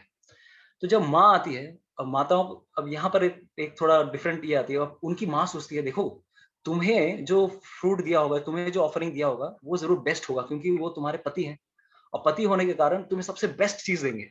तो वो क्या करो, ये वाला जो फ्रूट है वो मुझे दे दो, ठीक है, और दूसरा जो मेरा वाला फ्रूट है वो तुम खा लो। तो बोले ठीक है, कोई बात नहीं माँ, जो तुम बोलोगी वही मैं करूंगा। तो इस प्रकार से उनकी जो माँ है, जो क्षत्राणी थी, उन्होंने ऐसा कार्य किया। तो ऐसा कार्य करने के बाद व्हाट हैपेंस, तो माँ ने जो ब्राह्मण वाला जो, तो उनके जो दामाद आते हैं, दामाद ने बोला अरे ये सब उल्टा पुल्टा क्यों कर दिया, क्योंकि तुम मेरी पत्नी हो, मैंने तुमको ब्राह्मण पुत्र, ऐसा एक होनहार ब्राह्मण पुत्र हो, तेजस्वी ब्राह्मण पुत्र हो, ऐसा पुत्र कर पाने के लिए तुमको वो फल दिया था, वो तुमने अपनी माँ को खिला दिया। वो क्षत्राणी है, उसका बेटा ब्राह्मण बन जाएगा। और जो तुमने खाया है वो ऐसा, क्योंकि मैंने जो उसमें ऐसा पोटेंसी दी थी उसके अंदर, कि ऐसा ओजस्वी क्षत्रिय और कभी नहीं मिलेगा। तो वो सारी शक्ति तुमने खा लिया। तो तुम्हारा जो बेटा होगा, what will happen, that son will become like the most powerful Kshatriya in the entire world. तो वो पूरी कंफ्यूज हो जाती है, बोले अरे भाई, मतलब ब्राह्मण होके वो क्षत्रिय बन जाएगा, और बहुत उग्र क्षत्रिय बनेगा, वो इतना नॉर्मल क्षत्रिय नहीं बनेगा। तो इसी कारण से इनकी माँ की जो संतान हुई, तो इनके जो भाई होते हैं वो विश्वामित्र होते हैं। फिर अपने हस्बैंड को रिक्वेस्ट करती हैं, प्लीज एक काम कीजिए, ये जो होने वाला है ना, इसको पोस्टपोन कर दीजिए, मेरा बेटा ना हो, मेरे बेटे का जो बेटा होगा उसके साथ ऐसा हो। तो उनकी जो संतान होती है, दैट उनकी जो उनकी जो बेटी होती है, उनका जब विवाह होता है, वो भी ब्राह्मण से विवाह करते हैं, उनके बेटे होते हैं रेणुका और जमदग्नि, ठीक है। तो दैट्स व्हाई ये सॉरी दिस सॉरी तो इनकी इनकी जो बेटी होती है रेणुका और जमदग्नि, इनके बेटे होते हैं कौन? परशुराम।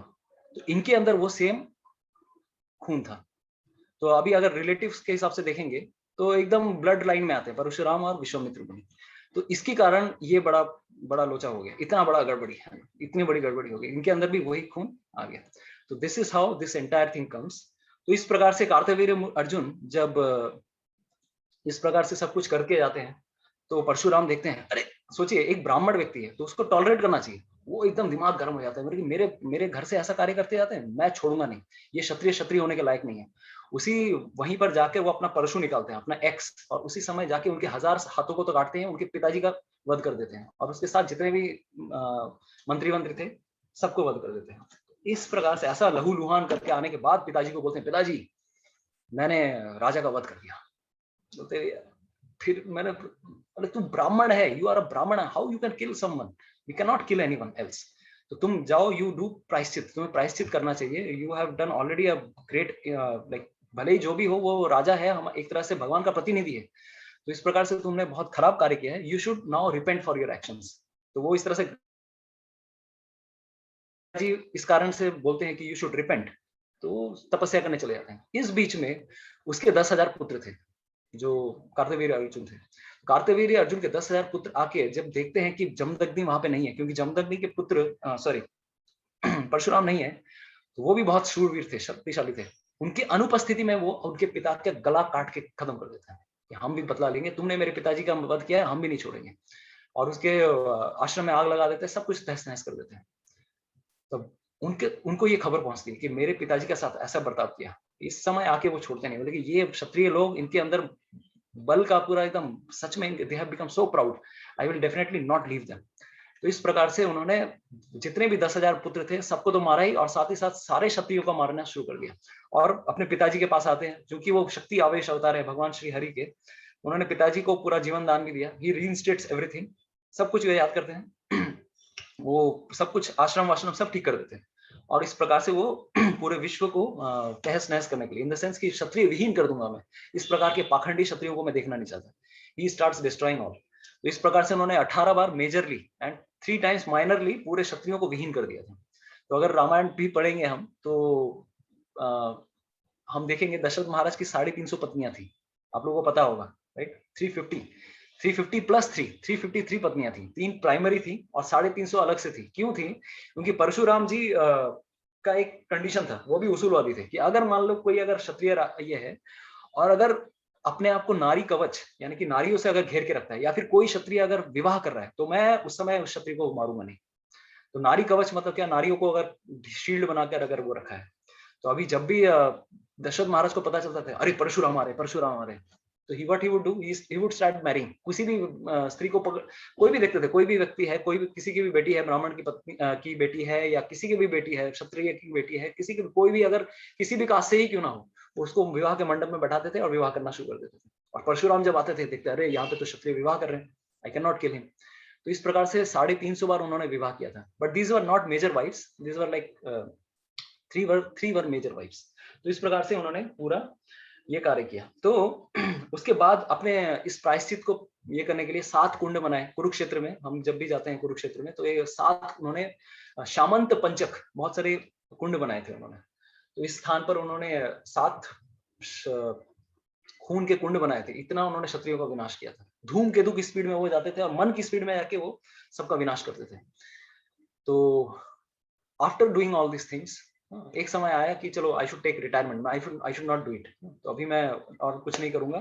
तो उन्होंने पूरे विश्व पे विजय इस प्रकार से क्षत्रिय विहीन करने के बाद उन्होंने सोचा कि now I should give the entire earth to some brahmanas. तो 10 ब्राह्मण थे, 10 ब्राह्मणों को उन्होंने दान में दे दिया। तो जिसमें भरद्वाज मुनि और बहुत सारे मुनि आते हैं, उनको उन्होंने दान में दे दिया, पूरा भारतवर्ष।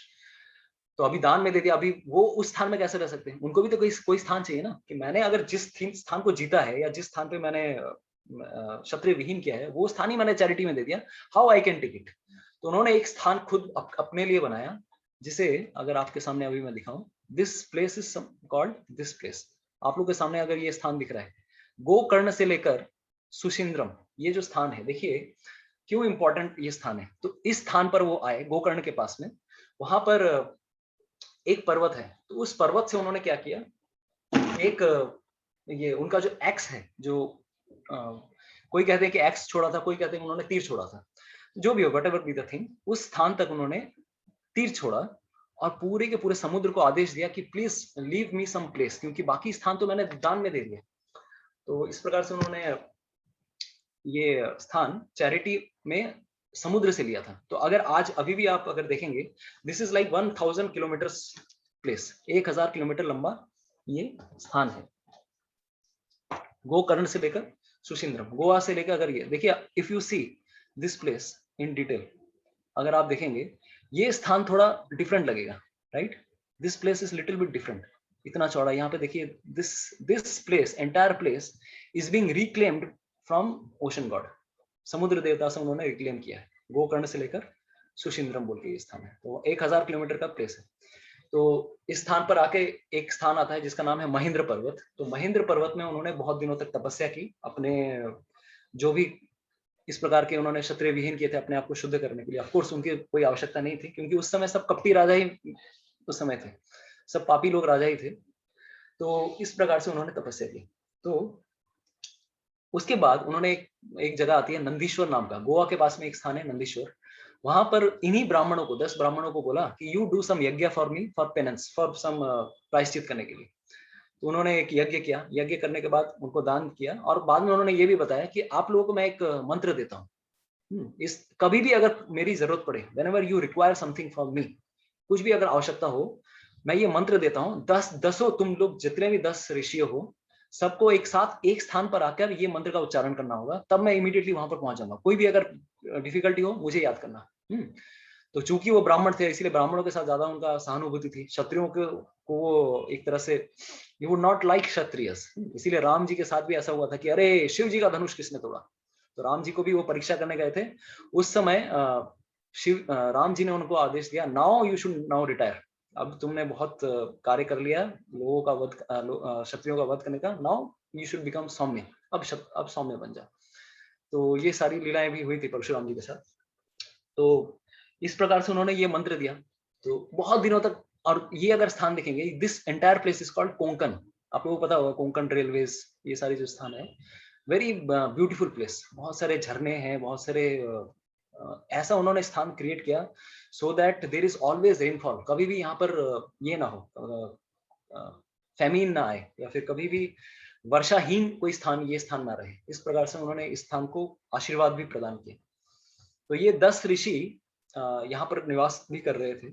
तो करते करते एक दिन अचानक इनको मन में आया, अरे परशुराम जी ने ये मंत्र दिया था, थोड़ा एक्सपेरिमेंट करके देखते हैं। अभी कोई समस्या तो आई नहीं है।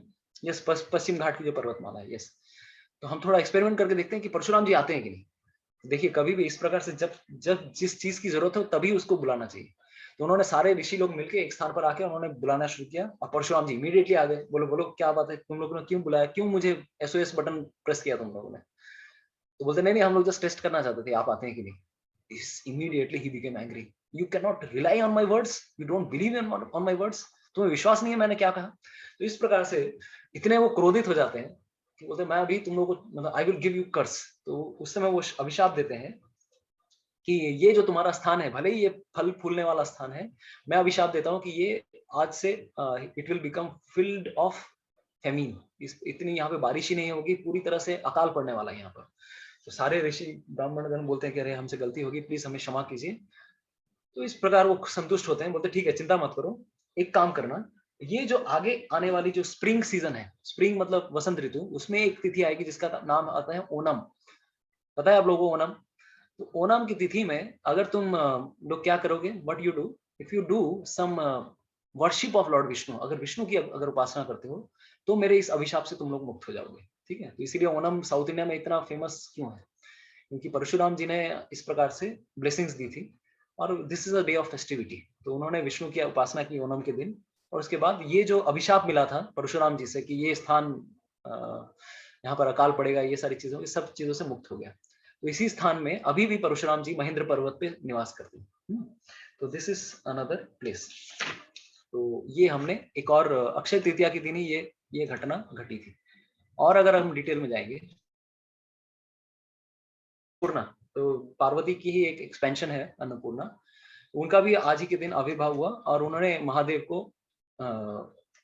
भिक्षा में ये दिया था, कुछ अन्न दिए थे, इसीलिए उनका नाम पड़ा अन्नपूर्णा। तो since then she is worshipped as the goddess in indepletable grains, यानी कि उनकी पूजा करने से आपके घर पे धन धान्य पूरा रहेगा। अन्नपूर्णा दुर्गा देवी का एक नाम है। आगे और अगर देखेंगे, भगवान श्री कृष्ण के जो फेवरेट फ्रेंड है जिनका नाम सुदामा, वो द्वारका आज ही के दिन पहुंचे। ही गेव हिम अक्षय ऑपुलेंस, आज के दिन उनको अक्षय क्या मिला उनको, ही गॉट अक्षय निधि, ऐसी उनको समृद्धि मिली। तो ये कैसे हुआ, तो 4 हैंडफुल चिप राइस, चूरा या पोहा, महाराष्ट्र में पोहा के नाम से बहुत फेमस है। Yes, Jyoti mata ji and like those who are from Maharashtra they can understand कि पोहे, वहां पर पोहे नाम से जानते हैं हम, राइट। तो ये पोहा क्या है, तो पोहे दिस इज चूड़ा, चूड़ा আমাদের আমরা এখানে যেটা বলি চূড়া, ওখানে বলে पोहा। तो ये क्या चीज होती है एक्चुअली, अगर हम द्वारका यात्रा कभी अगर करेंगे, द्वारका यात्रा में एक स्थान आता है पोरबंदर। यस ज्योति माता जी, तो पोरबंदर में सुदामा जी रहते थे, almost like 120 kilometre 120 kilometres from Dwarka. It is in Midway between Dwarka and Somnath, 250 kilometre Somnath पड़ता है, बीच में पोरबंदर। तो अभी भी वो स्थान है जहां पर सुदामा जी का घर हुआ करता था, महल हुआ करता था। तो उनकी पत्नी बहुत, she was actually always insisting her husband कि जाओ, अरे भाई तुम्हारे इतने पति, इतने ही इज सो वेल्दी, उनके पास जाकर तुम कुछ मांगते क्यों नहीं, हमारे घर पे एकदम सुख समृद्धि कुछ नहीं है, वी आर सो हंग्री, हम लोग बच्चों को कुछ फीड नहीं कर पा रही हैं। एंड उनके मन में ये हमेशा रहता था कि अरे मैं कुछ खाऊं ना खाऊं, मेरे बच्चे कुछ खाए ना खाए, लेकिन मेरे पतिदेव भूखे रह रहे हैं। तो उनकी खुद की भी इच्छा नहीं थी। देखिए यहाँ पर भी एक चीज है कि she was nishkam, she only wanted that her husband should get fed nicely, उनके अंदर ये भावना थी। तो सुदामा जी खुद के लिए नहीं जाना चाहेंगे, अरे भाई मैं क्यों जाऊं, तो बहुत दिनों से इंसिस्ट कर रही थी उनकी पत्नी, but he was not willing to go. तो एक समय उनकी पत्नी बोलती है, अरे भाई एटलीस्ट भगवान के दर्शन तो होंगे जरूर, इस बहाने तो जो जाओ। तो इस बहाने से वो आगे सोचते हैं, जरूर ठीक है, एटलीस्ट मैं दर्शन के बहाने जा सकता हूँ, कुछ मांगने जरूर नहीं जाऊंगा। और उनका एक अभिमान भी था। विश्वनाथ चक्रवर्ती ठाकुर 10th कैंटो में श्रीमद् भागवतम में कहते हैं कि Sudama was a pure devotee, शुद्ध भक्त थे, उनके अंदर में कुछ भी मल मात, कुछ भी कलमश नहीं था। सिर्फ एक उनके अंदर छोटा सा कलमश था, वो ये कि उनके अंदर हल्का सा एक अहंकार की भावना थी कि मैं भी बड़ा एक त्यागी व्यक्ति हूँ, I am a renounced person, देखो मेरे पास कुछ नहीं है and I am worshipping Hari. तो भगवान भी देखते हैं, भाई मेरे भक्त के अंदर थोड़ा सा भी अहंकार है, मैं उसको देख सहन नहीं कर सकता। तुम अहंकार कर रहे हो कि तुम्हारी निर्धनता का, तुम्हें मैं इतना धन दूंगा ताकि तुम्हें लज्जा आए कि भाई मैं इतना निर्धन था, भगवान ने मुझे धन क्यों दिया, तुम्हें ये इस प्रकार से तुम्हारे अंदर अहंकार को मुझे चूर करना है। यस, नो नो नो, रोशन प्रभु, परशुराम जी अभी भी ये है अनंतेश्वर में, ये नहीं हुए हैं, ही इज स्टिल लिविंग। कुछ 7 चिरंजीवी हैं, उसमें परशुराम भी एक है, अनंतेश्वर में वो विलीन नहीं हुए हैं, ही इज स्टिल लिविंग। तो दिस इज तो उस समय, तो back to the story again, तो इस प्रकार से सुदामा जी के अंदर ये भावना थी। तो भगवान को समझ में आया, तो मैं भी इतने वेल्थ दूंगा।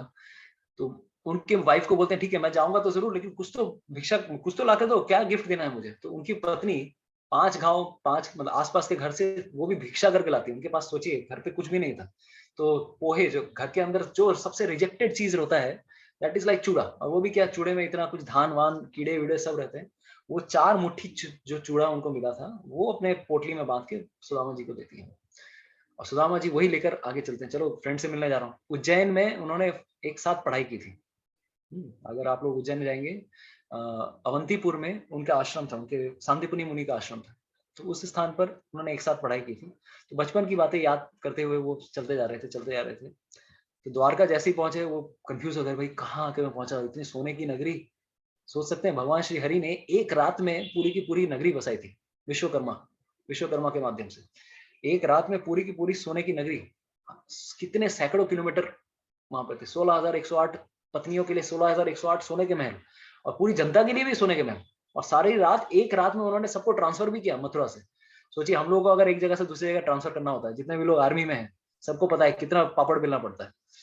एक जगह से दूसरी जगह जाना, सो मच हेक्टिक थी। सबको पैकिंग करो, सब जगह नाम लिखो, फिर पैकर्स और मूवर्स को बुलाओ, या तो फिर ट्रेन में डालो, लगेज कंपार्टमेंट में डालो, उसमें डालते हैं, फिर उसके बाद कितने दिनों बाद सामान पहुंचता है, इस तरह से। लेकिन भगवान श्री हरि एक रात में मथुरा में सबको सोते सोते लोगों को भी ट्रांसफर कर दिया, सामान को भी ट्रांसफर कर दिया, और जिसका सामान जहां है उसके घर पे ट्रांसफर किया। और विश्वकर्मा जैसे ही आप खोलते बोले भाई रातों रात this kind of transformation, Krishna can do only this kind of activity, nobody else. तो इस प्रकार से वो वहां पहुंचे, और पहुंचने के बाद उनके उनके दोस्त ने इतना ऐसा उनके साथ आदर सत्कार किया, अपनी आंखों की अश्रु धारा से उन्होंने उनके पैरों को साफ किया, उनके जितने भी धूल थे सब कुछ थे, पानी से तो साफ ही नहीं किया, पैरों से मतलब आंसुओं से साफ किया। और रुक्मिणी देवी, लक्ष्मी देवी स्वयं उनको चामर कर रही थी। सोच सकते हैं कितनी बड़ी उनके लिए समृद्धि की बात है। उस समय कुछ लोग कहते हैं कि अरे भगवान श्री कृष्ण ने बताया क्यों नहीं कि अरे भाई तुमको मैं ये चीज दे रहा हूँ, I will give you the entire opulence much more than Indra also. क्यों भगवान ने सामने सामने क्यों नहीं दिया? तो वहां पर ये डिस्क्रिप्शन आता है कि एक्चुअली भगवान श्री कृष्ण सोच रहे थे, देखिए भगवान कृष्ण का हिसाब कुछ अलग होता है। ये यथा माम प्रपद्यन्ते ताम तथैव भजाम्यहम्, 4th चैप्टर 11 नंबर वर्स। हम लोग जानते हैं कि जो मेरे साथ जैसे डील करेगा मैं उसके साथ ठीक वैसा ही डील करूंगा। तो उस समय उन्होंने सोचा कि जिस समय सुदामा मेरे पास आया है, उसके पास क्या धन था, what kind of opulence he had. उसके पास जो धन था, उसके पास जो समृद्धि थी, सिर्फ ये 4 मुट्ठी पोहे थे, राइट। उसके पास जो था उसने भगवान को दे दिया। अब भगवान ने ये सोचा कि अगर मैं इसके साथ इक्वली रेसिप्रोकेट करूं, इसका मतलब ये नहीं कि उसको भी मैं 4 मुट्ठी पोहे दूं। भगवान के हिसाब से देखिए कैसे कैलकुलेशन काम करता है। भगवान ने ये सोचा कि भाई मैं उसको देने जाऊंगा, मुझे तो उसको पूरे वैकुंठ पति बना देना पड़ेगा, पूरे वैकुंठ का राजा बना देना पड़ेगा। He will become the full kingdom of Vaikunthas. तब भी शायद मैं उसके ऋण का मैं उसका आभार नहीं प्रकट कर सकता। तो भगवान कृष्ण सोचे मैं इसका हिसाब कैसे चुकता करूं, आई कैन नॉट रीपे। तो उस समय वो सोचते हैं एटलीस्ट मैं क्या करता हूँ, इसके सामने मैं नहीं बताऊंगा।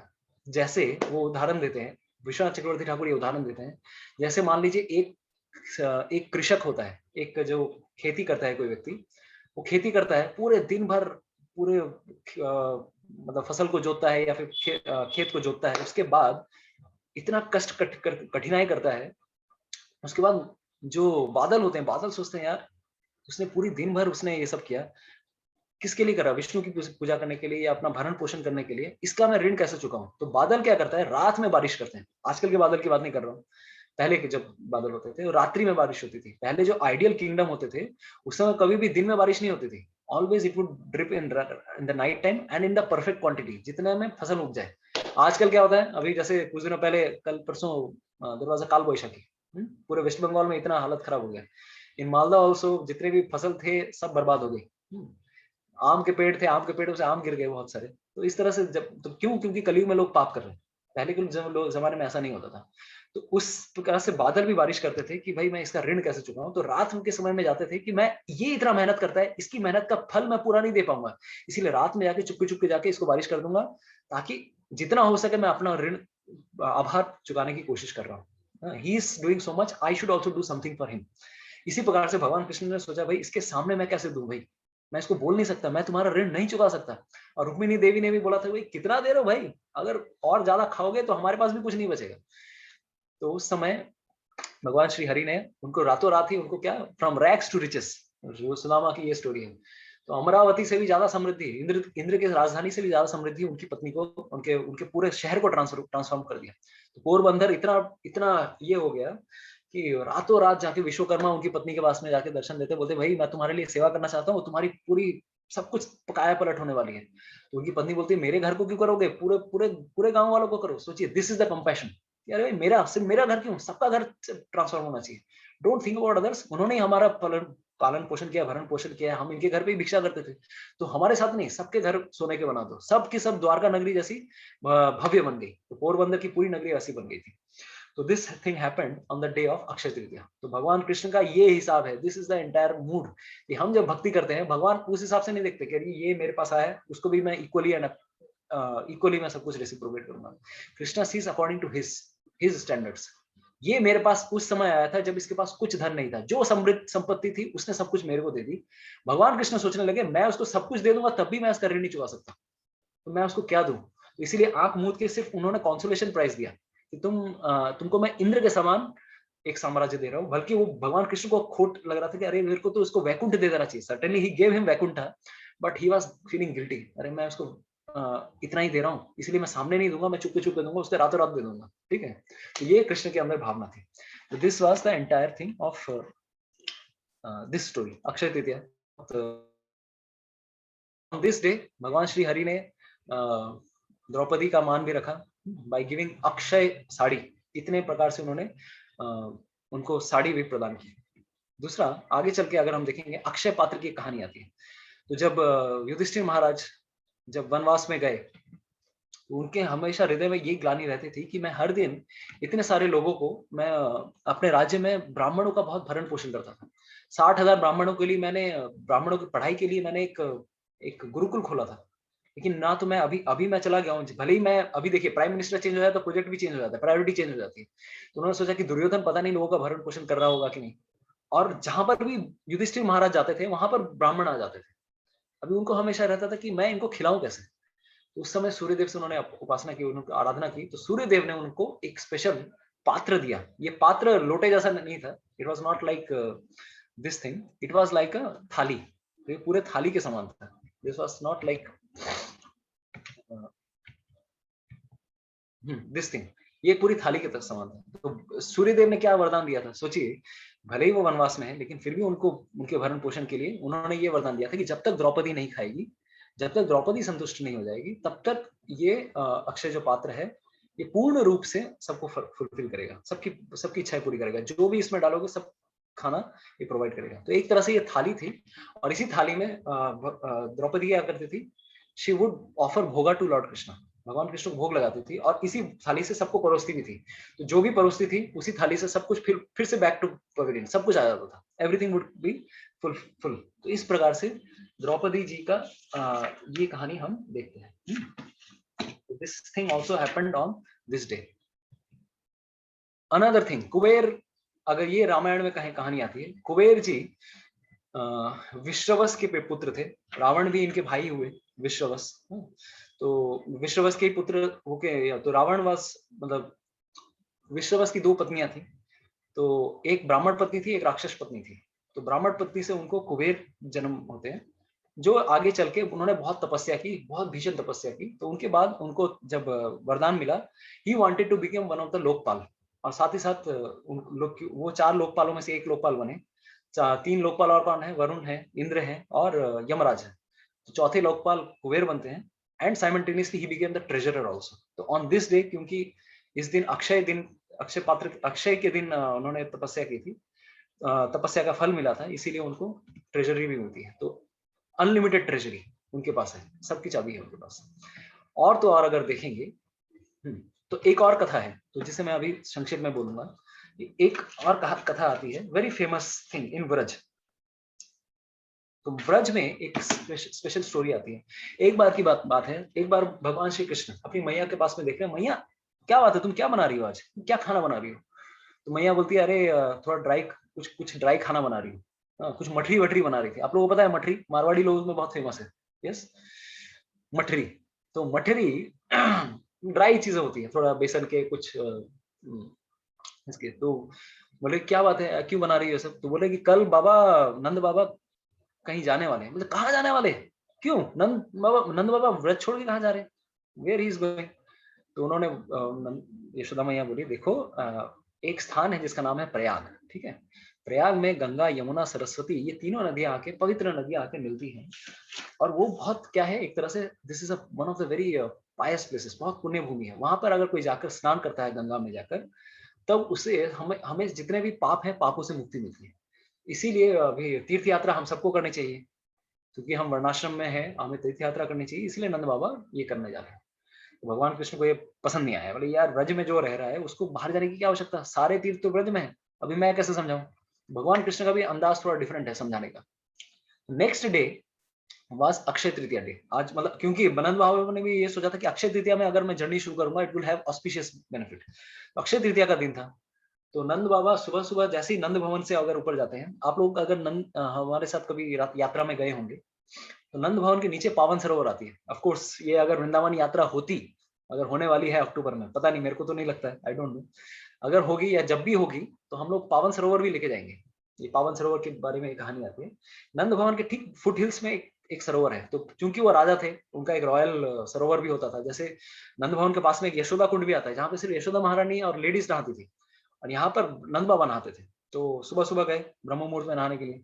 वहां जैसे ही गए, वहां पे देखते एक काला एक घोड़े पे एक व्यक्ति आता है, काला मतलब काले घोड़े पे व्यक्ति आता है, पूरा साजो सामान के साथ एकदम रॉयल ड्रेस में आते नहा, और इमीडिएटली वो उनके कुंड में, सोचिए ये तो कुंड किनका था, नंद बाबा का कुंड था, वो पूरे एकदम ड्रेस वेस के साथ ही, ड्रेस वेस भी नहीं उतारे, पूरे ड्रेस वेस के साथ ही नदी उस कुंड में नहाना शुरू कर देते हैं।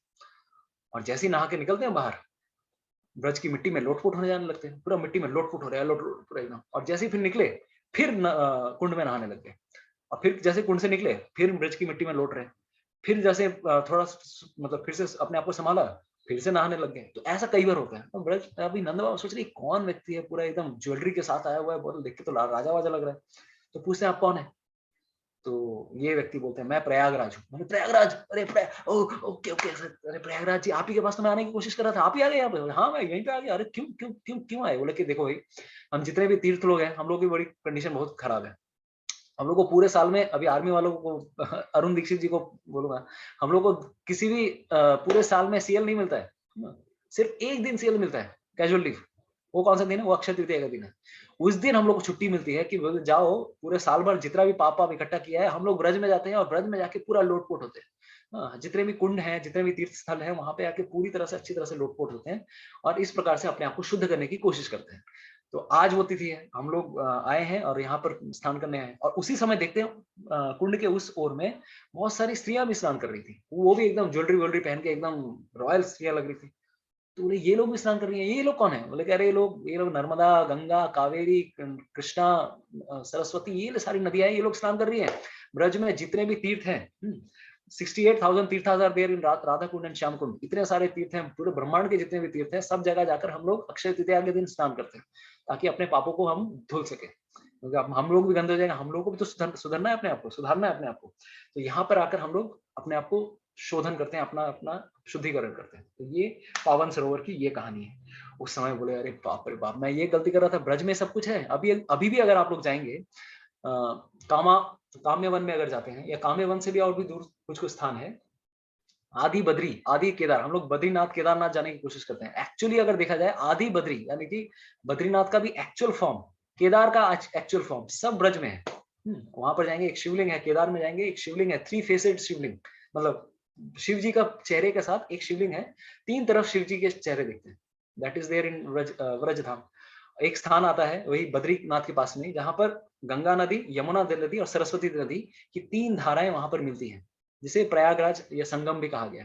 तो व्रज में बहुत सारे ऐसे प्लेसेस हैं जहां पर भगवान ने कहीं पर बांसुरी को खोदा। एक बार ललिता सखी की प्यास बुझाने के लिए चिक्सोली पर्वत, चिक्सोली गांव में, नॉट चिक्सोली, ललिता देवी का जो गांव आता है, उस पहाड़ के पास में उन्होंने एक जगह खोदा। वहां पर जो एक कुंड या फिर अगर कुआं उपस्थित हो गया, उसे भी कहते हैं कि दैट इज एक्चुअली प्रयागराज। वहां पर भी प्रयागराज विद्यमान है। तो प्रयागराज ब्रज में बहुत जगह विद्यमान है, पुष्कर भी बहुत जगह विद्यमान है। तो ये सारे धाम ब्रज में उपस्थित हैं। तो अभी भी अगर आप लोग जाएंगे कभी भी 84 कोस ब्रज की परिक्रमा करने, तो ये सारे स्थानों के दर्शन होंगे। एक स्थान आता है, अगर काम्य वन में जाएंगे तो एक जगह मेंशन आता है कि गोपियां बोलती हैं, हम लोगों ने सुना था कि तुम रामचंद्र थे। हाँ मैं रामचंद्र था, सीता को मैं बचाने के लिए मैंने पूरा लंका पे ब्रिज बनाया, मैंने लंका जाने के लिए ब्रिज बनाया मैंने। अच्छा सच में राम थे? तो हमें राम जी का रूप दिखाओ। उसी समय भगवान श्री कृष्ण राम जी का रूप दिखाते हैं सारी गोपियों को, एकदम ग्रीनिश कॉम्प्लेक्शन के हो जाते हैं, ब्लैकिश से ग्रीनिश हो जाते हैं। और उस समय सारे बंदर सब जुगाड़ हो जाते हैं और सब बोलते हैं जय श्री राम, और उसी समय सब कुछ वो लीला इनेक्ट करना शुरू करते हैं। तो उस समय एक घटना घटती है, सब बंदर लोग मिलके वहीं पर एक स्थान आता है, अभी भी वो जगह है, आप काम्य वन में जाएंगे तो लंका बोल के एक जगह है तो वो बोलते हैं ये लंका है, और उस बीच में एक नदी भी, एक ये भी था। आप लोग अगर लिटिल कृष्णा आप लोगों ने देखा होगा, तो वहां पर यही लीला का आप लोगों ने वो चीज भी देखी होगी। तो गोपियों के साथ हास्य परिहास में ये पूरी लीला इनैक्ट होती है। तो वहां पर सारे बंदर लोगों को आदेश देते हैं भगवान, बोलते जाओ तुम लोग ब्रिज बनाओ। तो उस समय सारे बंदर लोग भगवान कृष्ण का नाम लिखकर ब्रिज बनाते हैं, और वहां पर ब्रिज अभी भी स्थित है। तो वहां पर रामेश्वरम भी है, जहां पर भगवान श्री कृष्ण ने एक लिंग बनाया, शिव जी का लिंग बनाया। एक्चुअल रामेश्वरम तो वहां पर है ही, लेकिन एक्चुअल अगर देखा जाए रामेश्वरम भी ब्रज में निवास कर रहे हैं। तो शिव जी का एक लिंग है रामेश्वरम में। तो वो वहां पर उस स्थान पर जहां पर भगवान श्री कृष्ण ने लंका का ब्रिज बनाया, एक जगह है लंका बोलते हैं वहां पर वो स्थित है। गोकर्ण स्थित है, सो मेनी प्लेसेस। तो सारे जितने भी तीर्थ हैं सब ब्रज में है। तो एक और कहानी आती है कि तीर्थराज, प्रयागराज को तीर्थराज क्यों कहा जाता है? आप लोगों ने सुना होगा प्रयागराज को तीर्थराज क्यों कहते हैं। तो उसके पीछे भी एक कहानी है। देखिए, there are two types of things. एक होते हैं धाम और एक होते हैं तीर्थ। धाम और तीर्थ में क्या अंतर है? धाम और तीर्थ में क्या अंतर है? देखिए, धाम मतलब क्या? भगवान के निवास स्थान, जहां पर भगवान स्वयं निवास करते हैं। तो 4 फेमस धाम है, आप लोगों को सबको पता होगा। क्या क्या धाम है? बद्रीनाथ, और साथ ही साथ ऊपर में बद्री, नीचे में रामेश्वरम, पूर्व में जगन्नाथपुरी, और पूर्व में जगन्नाथपुरी, पश्चिम में Dwarka. These are called dham, right. उसी तरह से तीर्थ कौन से स्थान है? जहां पर भगवान निवास करते हैं वो है धाम। और जहां पर तीर्थ स्थान वो स्थान होते हैं जहां पर भगवान ने बहुत सारी लीलाएं की हैं, जहां पर भगवान के चरण पड़े हैं, दैट आर कॉल्ड तीर्थ। ठीक है। तो इस प्रकार से एक बार सारे तीर्थों की मीटिंग हुई, और सारे तीर्थ लोग मिलकर मीटिंग में डिसाइड करते हैं कि भाई हम लोग प्रयागराज को अपना राजा घोषित करते हैं। प्रयागराज नाम क्यों पड़ा? इलाहाबाद तो मुस्लिमों ने नाम दिया है, प्रयागराज नाम क्यों पड़ा है? कि इसके पीछे ये कारण है। प्रयागराज को उन्होंने अपने तीर्थों का राजा घोषित किया। तो उस समय प्रयागराज देखते हैं सब कोई मेरा अभिषेक कर रहे हैं, एक बंदा नहीं आया यार।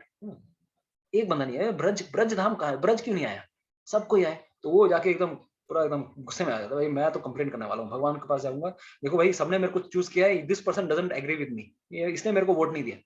वो सीधा भगवान के पास जाते हैं। भगवान बोलते हैं, भगवान सब कोई आए लेकिन ब्रज मंडल जो है वो नहीं आया मेरे इस सेरेमनी में। भगवान बोले, भाई तुझे मैंने तीर्थों का राजा बनाया, तुझे मैंने धामों का राजा नहीं बनाया। अरे वो मेरा खुद का घर है, दिस इज माई अबोर्ड, जहां पर मैं स्वयं निवास करता हूँ, that is the highest place.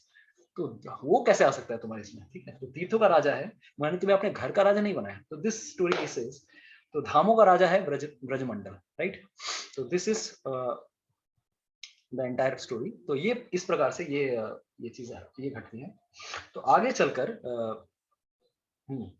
तो हम लोगों ने ये पूरी केदार की और ये सब पूरी कहानी बताई। तो और आगे एक और कहानी आती है। तो इस प्रकार से गंगा फिर वो नंद बाबा छोड़ देते हैं। तो ये जो पावन सरोवर जो उपस्थित हुआ, जो आविर्भूत हुआ, या पावन सरोवर में प्रयागराज आके जो नहाते थे, ये कहानी उनको पता चली अक्षय तृतीया के दिन। ठीक है। दूसरी एक और कहानी आती है, ये भी गंगा से रिलेटेड ही है। तो गंगा जी एक समय की बात है, उस समय भी नंद बाबू को लगा कि हम भी ब्रज छोड़ के जाएंगे, गंगा में स्नान करेंगे। तो बहुत बार ऐसा होता है ना कि जिस हम लोगों के घर के पास में बोलते हैं ना, घर की मुर्गी दाल बराबर। घर पे जो चीज अवेलेबल है, मान लीजिए घर पे हमारे पास अच्छे टीचर अवेलेबल है, लेकिन या फिर अपने रिलेटिव्स में अच्छे टीचर हैं, हम उसके पास नहीं जाएंगे, हम दूसरे टीचर के पास जाएंगे। तो इस प्रकार से ये इनके साथ भी ऐसी घटना थी। तो उन्होंने सोचा कि भाई यमुना मैया के पास तो बहुत हमने स्नान किया, गंगा मैया की बहुत सारी हमने गुणगान सुने हैं। तो गंगा मैया का इस प्रकार से बहुत गुणगान सुन रहे थे वो। तो सुनते सुनते एक समय एक कहानी आती है, एक लीला आती है, जिसमें वो उन्होंने सुना कि एक बार की बात है, एक बार गरुड़ देव क्या कर रहे थे, एक सांप को उठाकर लेके जा रहे थे। सांप, क्योंकि वो तो सांप खाते हैं, गरुड़ है, ईगल है वो, तो सांप को उठाकर लेके जा रहे थे, लेकिन समहाउ उठाते उठाते उठाते सांप की जो पूंछ है वो गंगा में टच हो गई। और जैसे ही सांप की पूंछ गंगा में टच हो जाती, उस सांप को इमीडिएटली ही गॉट अ चतुर्भुज फॉर्म, चतुर्भुज रूप उनको मिलता है, राइट। और अरे गंगा मैया इतनी इतनी पवित्र है कि उसमें अगर किसी का मृतदेह भी पड़ जाता है, ही गेट्स लिबरेटेड, मुक्ति मिलती है उसको। तो इतने इतने वो मतलब भाव विभोर हो जाते हैं, मतलब मैं अभी जाऊंगा, I will go immediately and will take a dip in Ganga, मुझे अभी पैक करो, मेरा सारा सामान पैक करो। यमुना मैया को, मतलब यशोदा मैया को बोलते हैं। भगवान कृष्ण बोले, यार इसको मतलब मैं क्या बोलूं पिताजी को। पिताजी हर बार भाव विभोर हो जाते हैं। अरे ब्रजमंडल में सारे धाम उपस्थित है। उस समय उन्होंने सबके सामने अपने मन से गंगा देवी को आविर्भाव किया, गंगा मैया please come to this place. तो गोवर्धन में अभी भी अगर आप जाएंगे, मानसी गंगा नाम का एक स्थान है, मानसी गंगा में गंगा देवी पूर्ण रूप में भगवान कृष्ण की संतुष्टि के लिए मगरमच्छ के ऊपर, उनका वाहन मगरमच्छ है, उनके 4 भुजाओं के साथ उपस्थित होती हैं, बोलती है, आदेश देती, पूछती है मेरे लिए क्या आदेश देती है। तो उन्होंने उस समय आदेश दिया, यू स्टे इन ब्रज, और जितने भी लोग हैं सबको गंगा में स्नान के बराबर आपको फल मिले। तो अभी भी आप लोग अगर जाएंगे ब्रजमंडल, अगर हम गोवर्धन परिक्रमा करते हैं यात्रा में, तो वो स्थान आएगा। अगर आप लोग गमछा वमछा रेडी रखिएगा जब भी गोवर्धन परिक्रमा में जाएंगे। इस बार हम लोग गए थे तो हमारे साथ सारे भक्तों ने, जो मैं अप्रैल में गया, तो जितने भक्त थे सबने नहाया भी, सबने स्नान भी किया। तो वहां पे फवारे आते रहते हैं, सब स्नान करते हैं। बहुत अच्छी जगह है, बहुत सुंदर जगह है। बहुत सारी भगवान की बोट लीलाएं, जो नौका विहार की लीलाएं, वो इस स्थान पर हुई है मानसी गंगा में। तो इस प्रकार से ये मानसी गंगा भी not on this day, but Ganga के साथ ये कहानी है कि ब्रजमंडल छोड़ के भगवान नंद बाबा जाना चाह रहे थे, उसके उससे रिलेटेड ही कहानी है। तो एक और चीज है कि जगन्नाथपुरी में भगवान का जो रथ है वो आज से शुरू होता है बनना। तो इवन इन कैलकाटा ऑल्सो, क्योंकि वर्ल्ड में सबसे बड़ा जो रथ है आफ्टर जगन्नाथपुरी वो कैलकाटा में होता है। इस्कॉन की जो रथ यात्रा है विश्व में सबसे बड़ी रथ यात्रा है आफ्टर जगन्नाथपुरी। हजारों हजारों लोग आते हैं, भाग लेते हैं। 9 दिनों तक पूरी रथ यात्रा चलती है। ऑफ कोर्स पिछले साल भी नहीं हो पाया, इस साल का भी कोई ठौर ठिकाना नहीं है, कैसे होगा, क्या करेंगे, पूरे विश्व का ही ऐसा सिचुएशन चल रहा है। तो हम लोग भी अक्षय तृतीया के दिन कोशिश करते हैं कि जितने भी रथ यात्रा के जो डोनेशन कलेक्शंस हैं, रथ यात्रा के अक्षय तृतीया के दिन से शुरू होती है। Formally we start doing collection for Rath Yatra. और इवन अनंग मोहन प्रभु, अगर आप देखेंगे, अनंग मोहन प्रभु और जितने भी भक्त हैं रथ यात्रा से रिलेटेड, रथ की पूजा करने जरूर जाते हैं। एक स्थान है नॉर्थ कैलकाटा में, वहां पर रथ रखा हुआ रहता है, 3 रथ, जगन्नाथ जी, बलदेव जी, सुभद्रा महारानी के। तो तीनों रथ की पूजा करने जरूर जाते हैं। I think tomorrow also he would be going every year. Last year also, even though during lockdown he still went, और शायद इस साल भी वो जरूर जाएंगे रथ की पूजा करने के लिए। पता नहीं अभी इस साल होगा कैसे, बट समहाउ जगन्नाथपुरी में तो जरूर होगा, क्योंकि होना भी चाहिए। क्योंकि अगर इस साल अगर रथ यात्रा नहीं होती है, देन व्हाट विल हैपन, 12 साल तक रथ यात्रा नहीं होगी। इसीलिए पिछले साल भले ही इतना कुछ प्रॉब्लम्स चल रहे थे, फिर भी रथ यात्रा हुई। सब पांडा लोगों ने मिलके कष्ट से भगवान का रथ खींचा। भले ही कोविड के टाइम में भी इतनी, सोच सकते हैं कि जिसे हजारों लोग रथ खींचते हैं, सिर्फ पांडा लोगों को कितना कितना कष्ट मिला होगा, हाउ मच, इतना टफ है। लेकिन फिर भी उन्होंने उस तपती हुई जमीन पे चलते हुए, they have so much love for lord Jagannath, still they carried lord Jagannath rath, even in less number, but they tried to bring lord Jagannath to Gundicha. तो ये जो रथ यात्रा का जो प्रिपरेशन है, वो भी इसी दिन से शुरू होता है। और इवन इस्कॉन भुवनेश्वर जो है, तो रथ बनने का कार्य कल से शुरू होता है, अक्षय तृतीया, क्योंकि दिस इज ऑस्पिशियस तिथि। तो रथ कुछ प्लेसेस हैं जगह उड़ीसा में, तो वहीं के लकड़ियां आके, कुछ जंगल है वहीं से लकड़ियां आके, ऑलमोस्ट 600 ट्रीज, उनकी लकड़ियों से ये रथ बनता है। तो ISKCON Bhubaneswar has got sub charges, की charges in the sense they are in charge of those forest. Bhubaneswar ISKCON को ये सेवा मिली है कि ये 600 पेड़ जो भेजने हैं उस फॉरेस्ट से, वो कार्य करते हैं कि भगवान श्री जगन्नाथ के लिए ये जो रथ बनेगा वो वहां से भेजा जाएगा। तो this is the story behind this thing also, Jagannathpuri का जो रथ है। इवन जो अगर हम देखेंगे, ये एक और चीज, चंदन यात्रा। अभी चंदन यात्रा जो तिथि है, कल से चंदन यात्रा भी शुरू हो रही है। तो चंदन यात्रा का व्हाट इज द सिग्निफिकेंस? तो जब जगन्नाथ जी, बलदेव जी, सुभद्रा महारानी, इंद्रद्युम्न महाराज, हम लोग जब रथ यात्रा आने वाली है तब हम लोग बताएंगे, इंद्रद्युम्न महाराज की पूरी स्टोरी बताएंगे कि किस प्रकार से जगन्नाथ जी इस जगत में आए। तो उस समय इंद्रद्युम्न महाराज को जगन्नाथ जी रिक्वेस्ट करते हैं कि क्योंकि ये ग्रीष्म ऋतु का सबसे हॉटेस्ट डेज है, तो इस समय मेरे शरीर पे चंदन लगाओ। दिस इज द शीतल, ये हमारे लिए ठंडा, हमारे शरीर को भी ठंडक पहुंचाता है। जो भी चंदन लगाते हैं, थोड़ा सर पे भी अगर कोई लगाएगा, किसी का अगर बहुत गुस्सा रहता है, उसके सर पे थोड़ा चंदन लगाइए, चंदन का तेल लगाइए, तो ही will become little bit peaceful. तो मन शांत हो जाता है। चंदन की ये प्रॉपर्टी है। देखिएगा बहुत बार जिसकी प्रकृति तीव्र है, तो चंदन आसव देते हैं हम लोग, कि खून गर्म है तो खून ठंडा करने के लिए चंदन आसव, चंदन का एक्सट्रैक्ट, आयुर्वेदिक एक चीज रहता है जिससे आपका शरीर भी थोड़ा ठंडा हो। तो ये भगवान श्री कृष्ण ने जगन्नाथ जी के रूप में उन्होंने रिक्वेस्ट किया था इंद्रद्युम्न महाराज को। तो तब से ये प्रथा है, लाखों करोड़ों साल की ये प्रथा है, जगन्नाथ जी को पूरे शरीर में लेपित किया जाता है। इवन इन इस्कॉन टेम्पल, हमारे मंदिरों में भी आप अगर जाएंगे, वृंदावन टेम्पल में, जो वृंदावन में, या फिर इवन इन कैलकाटा टेम्पल, अभी पता नहीं कि पहले तो हर साल बहुत सारे भक्त आते थे, चंदन घिसते थे। अभी हमारे ही भक्त शायद घिस रहे होंगे, मैं भी मंदिर में नहीं हूँ। हमारे ही भक्त भी शायद घिस रहे होंगे किसी तरह से भगवान को चंदन लगाना है, तो हमारी भी सेवा रहती थी, जगन्नाथ जी के शरीर पे आके चंदन पूरा अच्छे से लगाओ, फिर रात के समय निकालते भी थे, फिर नेक्स्ट दिन लगाते थे। तो इस साल तो बड़ी ट्रेजेडी भी हुई है, the time is not good, may be Akshaya Tritiya के बाद से शायद थोड़ा अच्छा हो वर्ल्ड का सिचुएशन, दिस शुड हैपन। तो this is the entire thing. तो इसके पीछे भी एक कहानी है, चंदन यात्रा के पीछे। तो ये जगन्नाथ जी का रथ के बारे में हमने बताया। तो इसके पीछे एक कहानी है, चंदन लगाने के पीछे क्या कहानी है, तो maybe 1-2 pastimes I will take and then I will finish. तो यस, तो चंदन, ये हमारे संप्रदाय में एक आचार्य हुए जिनका नाम है माधवेंद्र पुरी। तो माधवेंद्र पुरी, ये इनको कहा जाता है कि he is actually the incarnation of कल्प वृक्ष। स्पिरिचुअल वर्ल्ड में जिस कल्प वृक्ष के नीचे राधा कृष्ण की रास लीला होती है, राधा कृष्ण की अंतरंग लीला होती है, उनका अवतार, क्योंकि कल्प वृक्ष भी एक पर्सनैलिटी है, he is also a person, तो उनका ये अवतार है कौन, ये माधवेंद्र पुरी। इस जगत में, इस वर्ल्ड में अगर राधा कृष्ण के जो एक्चुअल लीलाओं के तत्वों को कोई जानता है, तो पहली बार जो इंट्रोड्यूस करने वाला था चैतन्य महाप्रभु के पूर्व, वो थे माधवेंद्र पुरी। तो इस संप्रदाय में भले ही माधवेंद्र पुरी आते भी है कौन से संप्रदाय में, हम कौन से संप्रदाय में हैं, कैन एनीबॉडी से which sampradaya we are living, we are there, which sampradaya, Madhva संप्रदाय,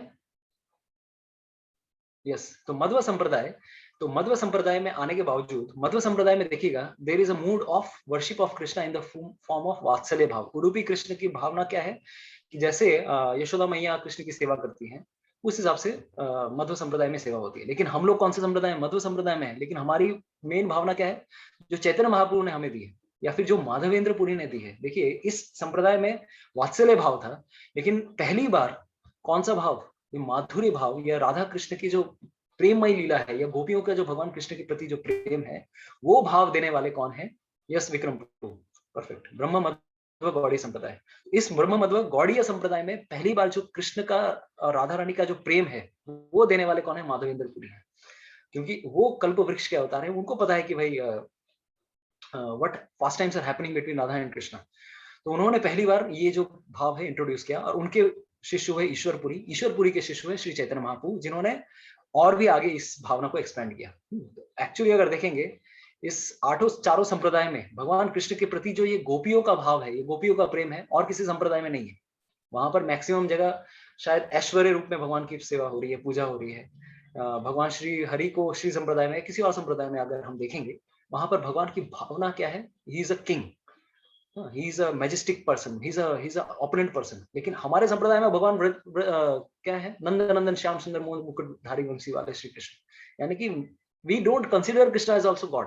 अरे कृष्ण हमारे ब्रजवासी हैं, इस प्रकार से ब्रजवासी लोग भगवान कृष्ण को कृष्ण भगवान नहीं समझते। He think that he is just a boy like us, but he has some extraordinary charm, they have love for Lord Krishna। तो ये भावना जो माधुर्य भावना देने वाले थे माधवेंद्र पुरी। तो माधवेंद्र पुरी ये संत थे श्री चैतन्य महाप्रभु के भी पूर्व। तो उनको एक स्वप्न आता है, जब वो वृंदावन में थे, तो गोवर्धन के पास में एक स्थान आता है, गोविंद सरोवर, गोवर्धन के पास में सदर्न पोर्शन में पुछरी के पास में एक स्थान आता है, गोविंद कुंड। तो उस स्थान पर वो एक समय थे, तो उनको एक स्वप्न आता है कि कृष्ण आकर उनको कहते हैं कि मैं पास में एक स्थान पे, मुझे एक्चुअली कुछ दिनों पूर्व, क्योंकि मुस्लिम लोग राजाओं ने बहुत आक्रमण किया था, तो आक्रमण के कारण मुझे मेरे जो पुजारी थे, मुझे एक स्थान पर मुझे ढक के रख दिया था उन्होंने। तो now I want to come out, अभी मुस्लिमों का थोड़ा अभी उत्पात कम हुआ है, now you should take me out and I want to be worship from you, मैं तुम्हारे से सेवा लेना चाहता हूँ। तो उसके बाद दिन माधवेंद्रपुर जाते हैं और उस स्थान पर जाके खोदते हैं, और सारे जितने ब्रजवासी थे सबको मिलाकर वहां पे खोदते हैं। खोदने के बाद देखते हैं, अरे सुंदर भगवान श्री कृष्ण का एक सुंदर भाव, सुंदर फॉर्म, गोपाल जी का रूप। तो ये जो फॉर्म था, ये कोई ऑर्डिनरी फॉर्म नहीं है, ये फॉर्म बनाया गया था वज्रनाभ जी के द्वारा, भगवान कृष्ण के परपोते।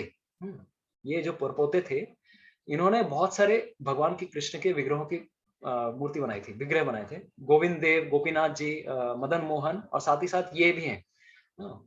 तो इनका नाम भी क्या था एक्चुअली, अगर अभी भी आप अगर जाएंगे नाथ द्वारा में, क्या नाम है भगवान जी का, श्रीनाथ जी। तो ये श्रीनाथ जी जो हैं, एक्चुअली कौन उनको रिकवर करते हैं? This is the form. तो ये 5000 साल पूर्व फॉर्म है, this is not an ordinary form. तो उनका हाथ ऐसा है, देखा होगा आप लोगों ने, इतने सुंदर छोटे बाल गोपाल के रूप में। तो उनके अंदर उनके उनके उनके पास ये स्वप्न देते हैं, उसके पास सारे ब्रजवासियों को बुलाते हैं और सब लोग उनका अभिषेक करते हैं गोविंद कुंड के पास में, और वहां पर उस गोवर्धन पर्वत के ऊपर उनको एक पर्वत के ऊपर एस्टेब्लिश करते हैं। आगे चल के फिर से मुगलों का अटैक होता है, तो अभी जाके श्रीनाथ जी कहाँ पर है? श्रीनाथ द्वारा, नाथ द्वारा अगर आप जाएंगे राजस्थान में, उस स्थान पे उनको उनकी वर्शिप हो रही है, but actual place is this, ठीक है। तो जब वो ब्रज में थे, तो एक समय उनको फिर से भगवान कृष्ण स्वप्न में आते हैं, कहते हैं अरे भाई मुझे इतने दिनों तक इस प्रकार से, मैं गर्मी में, I was feeling so much hot, इतनी मुझको गर्मी फील हो रही है, अभी भी मेरा शरीर जल रहा है, क्योंकि मैं मिट्टी के अंदर था, मुझे सब छोड़ के चले गए थे। तो मुझे चाहिए at least, can you do something? तुम जाओ जगन्नाथपुरी में, जाओ जगन्नाथपुरी के राजा के पास से तुम मेरे लिए कुछ चंदन लेके आओ और मेरे लिए शरीर में थोड़ा लेपित करना, please apply some chandan on my body, जिससे मेरी शरीर थोड़ा ठंडा हो सके। तो माधवेंद्रपुरी ने जैसे आदेश सुना, भले ही वो 70-80 साल ऑलरेडी हो गए थे, इमीडिएटली वो निकल पड़े नेक्स्ट दिन, और उसी समय निकल गए, और निकलने के बाद पूरा पैदल चलते चलते आते हैं कहाँ पर? जगन्नाथपुरी। स्थान आता है जिसका नाम है खीरचोरा गोपीनाथ, रेमुना, बालेश्वर जाएगा, तो उड़ीसा में एक स्थान आता है बालेश्वर में, जिसका नाम आता है रेमुना। तो वहां पर एक गोपीनाथ का विग्रह है। इस गोपीनाथ का विग्रह भी ये श्री रामचंद्र ने अपने तीर से बनाया था। ये गोपीनाथ जी, रामचंद्र जी के समय में उन्होंने सीता मैया को ये बताया था कि अगले इनकारनेशन में ये मैं कैसे बन के आने वाला हूँ? मैं कृष्ण बन के आने वाला हूँ, गाय चराने वाले के रूप में। तो इस प्रकार से उन्होंने पहले ही ये फॉर्म रिवील किया था अपने सीता मैया को। तो ये जो विग्रह है, ये खीरचोरा गोपीनाथ का जो विग्रह है, ये त्रेता युग का विग्रह है। तो उनके दर्शन करते हुए उन्होंने सोचा कि मैं अब जगन्नाथपुरी जाऊंगा। तो जैसे ही वो जाते हैं, उस समय उन्होंने देखा, जो वहां के जो पुजारी थे, वो एक स्पेशल ऑफरिंग भगवान को भोग लगाते हैं। What is that offering? आप सबको पता ही है, खीर। अब वो खीर देखिए, एक और चीज है, बांग्लाते हमारा जेटा खीर बोली, यहाँ पर जो खीर है, दोनों में अंतर है। तो खीर मतलब क्या? दूध को जब हम बॉयल करते करते करते करते जब कंडेंस करते हैं, कंडेंस्ड मिल्क, उसको हिंदी में क्या कहा जाता है? खीर। और बंगाली में जो खीर होता है, आमरा जेटा पायस बोली, खीर, दैट इज समथिंग डिफरेंट, उसमें हम लोग चावल मिलाते हैं। तो ये खीर में चावल मिलाया हुआ नहीं है, this is a condensed milk form, जो हम लोग जैसे मिल्क मेड आता है ना, एकदम कंडेंस्ड मिल्क, थिक, वैसा वाला, गाढ़ा वाला, तो वो दूध का फॉर्म है। तो वो भगवान को अर्पित किया जाता था। तो स्पेशल 12 घड़े होते थे, उस 12 घड़े को भगवान को भोग लगाया जाता था। तो उस समय इन्होंने देखा कि ये लोग भगवान की कैसे सेवा कर रहे हैं, और ये भी रामचंद्र जी के विग्रह हैं, ये तो नॉर्मल टाइम के नहीं है, कौन से त्रेता युग के विग्रह, इनकी सेवा कैसे हो रही है? तो इनके मन में विचार आया, माधवेंद्रपुरी के मन में विचार आया, अरे एक बार मैं अगर टेस्ट करके देखता, तो शायद उस टेस्ट से मैं अपने गोपाल जी को भी, गोपाल जी यानी कि नाथ जी, श्रीनाथ जी, तो उस समय श्रीनाथ जी नाम नहीं पड़ा था, उनका नाम था गोपाल जी, तो गोपाल जी को भी शायद मैं अच्छे से भोग लगा पाऊंगा। तो देखिए, भक्त की चेतना ये रहती है कि मैं भगवान की सेवा कैसे कर सकूं। लेकिन उनके मन में विचार आया, अरे ये तो अभी तक भगवान को भोग भी नहीं लगा है, मैं पहले कैसे सोच सकता हूँ ऐसा चीज, such a thing, how I can do. ये एक तरह से अपराध है मेरा भगवान के प्रति। तो उस समय इनके अंदर इतनी ग्लानि आ गई, उन्होंने बोला कि भाई, I am an offender in front of God. तो वो वहां से चले गए। लेकिन भगवान कृष्ण को पता है कि मेरा भक्त चाहता था कि ये टेस्ट करना, ताकि मेरी ही सेवा कर सके। तो उन्होंने 12 घड़ों में से एक घड़ा साइड कर लिया, थोड़ा धोती के नीचे छुपा लिया, और पुजारी ने भी नोटिस नहीं किया, मैंने तो जितना घड़ा था वो सब लेके आ गया, लेकिन थे 11, उसको भी पता नहीं था। उस समय रात को स्वप्न में पुजारी को कहते हैं भगवान, देखो भाई, मैंने एक घड़ा अलग से रख लिया था, लेकिन ये घड़ा किसके लिए? मेरा एक भक्त है माधवेंद्रपुरी, वो उस जंगल में जाके वहां पे जाके क्रंदन कर रहा है, कि प्लीज उसको जाके तुम ये करो कि वो अपने अंदर, उसके अंदर ग्लानि है, उसको जाके पुकारना, माधवेंद्रपुरी, माधवेंद्रपुरी, कौन हो तुम, कहाँ हो, इस प्रकार से पुकारना। वो ठीक तुम्हें एक तरह से बोलेगा कि मैं हूँ माधवेंद्रपुरी, उसको ये थमा देना, और उसको कहना कि ये गोपीनाथ जी ने उसके लिए स्पेशली चुरा के रखा था। चुरा के मतलब क्या, उनकी प्रॉपर्टी है, लेकिन अपने धोती के साइड में रखा था, इसीलिए उनके नाम पड़ गया खीर चोरा गोपीनाथ, रेमुना, बालेश्वर। तो दिस इज व्हाट हैपेंस। और उसके बाद वो जाते हैं और उसको पुकारते हैं। तो उस समय माधवेंद्रपुरी को जब पता चलता है, अरे मेरे लिए भगवान कृष्ण ने अलग से ये मेरे लिए ये किया है, ही बिकम सो ग्रेटफुल, और वो रोते रोते वो खीर को खाते हैं, पूरा का पूरा सफा चट कर जाते हैं। और आगे चल के उन्होंने उस घड़े को भी रखा, क्योंकि ये घड़ा भी मेरे लिए स्पेशल है, और उस घड़े से हर दिन थोड़ा थोड़ा तोड़ के वो मिट्टी ग्रहण करते थे। This is not an ordinary घड़ा। तो ये उनका ये था। लेकिन उनको समझ में आया कि अगर भाई मुझे, अगर सबको पता चल गया कि मेरी पब्लिसिटी हो गई कि मैं इतना बड़ा भक्त हूँ और मेरे लिए भगवान श्री कृष्ण ने घड़ा चुराया, तब लोग मेरे लिए बड़ी वाहवाही करेंगे। तो इस प्रकार से उन्होंने ऐसा सोचा, इमीडिएटली वहां से रात ही रात निकल गए जगन्नाथपुरी के लिए। लेकिन आप सोचिए, एवरीथिंग, अगर भगवान अगर कोई लीला कर रहे हैं तो it will spread like wild fire. तो पूरी आग, जंगल में आग की तरह वो खबर फैल गई, पूरे रेमुना में खबर फैल गया कि अरे भाई इनके जैसा कोई भक्त नहीं, इनके जैसा कोई भक्त नहीं है। अरे उनके पूरी पहुंचने के पहले ही ये खबर पहुंच चुकी थी राजा के पास।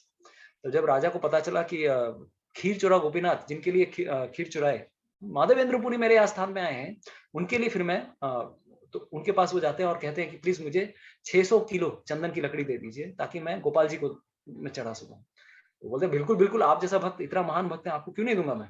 तो 600 किलो चंदन की लकड़ी प्लस कुछ सर्वेंट्स भी देते हैं, कुछ बैलगाड़ी भी देते हैं। और इस प्रकार से वो फिर जगन्नाथ जी के दर्शन करने के बाद लौटने के मूड में आ जाते हैं। तो इस प्रकार से वृंदावन जाएंगे वो फिर से लौट के। तो जो लौटते लौटते फिर से वो आते हैं खीरचोरा गोपीनाथ में, बालेश्वर में। तो उस समय सबने उनका आदर सत्कार किया, सबने उनका बहुत मान किया। और उसके बाद गोपीनाथ जी उनको स्वप्न देते हैं, बोलते चिंता मत करो, देखो तुम बहुत एजेड हो गए, you have become so much aged, तो you don't need to go to where Vrindavan, better what you do, तुम्हें वृंदावन जाने की आवश्यकता नहीं, मैं यहाँ पर हूँ, मेरे शरीर में चंदन लगाओ।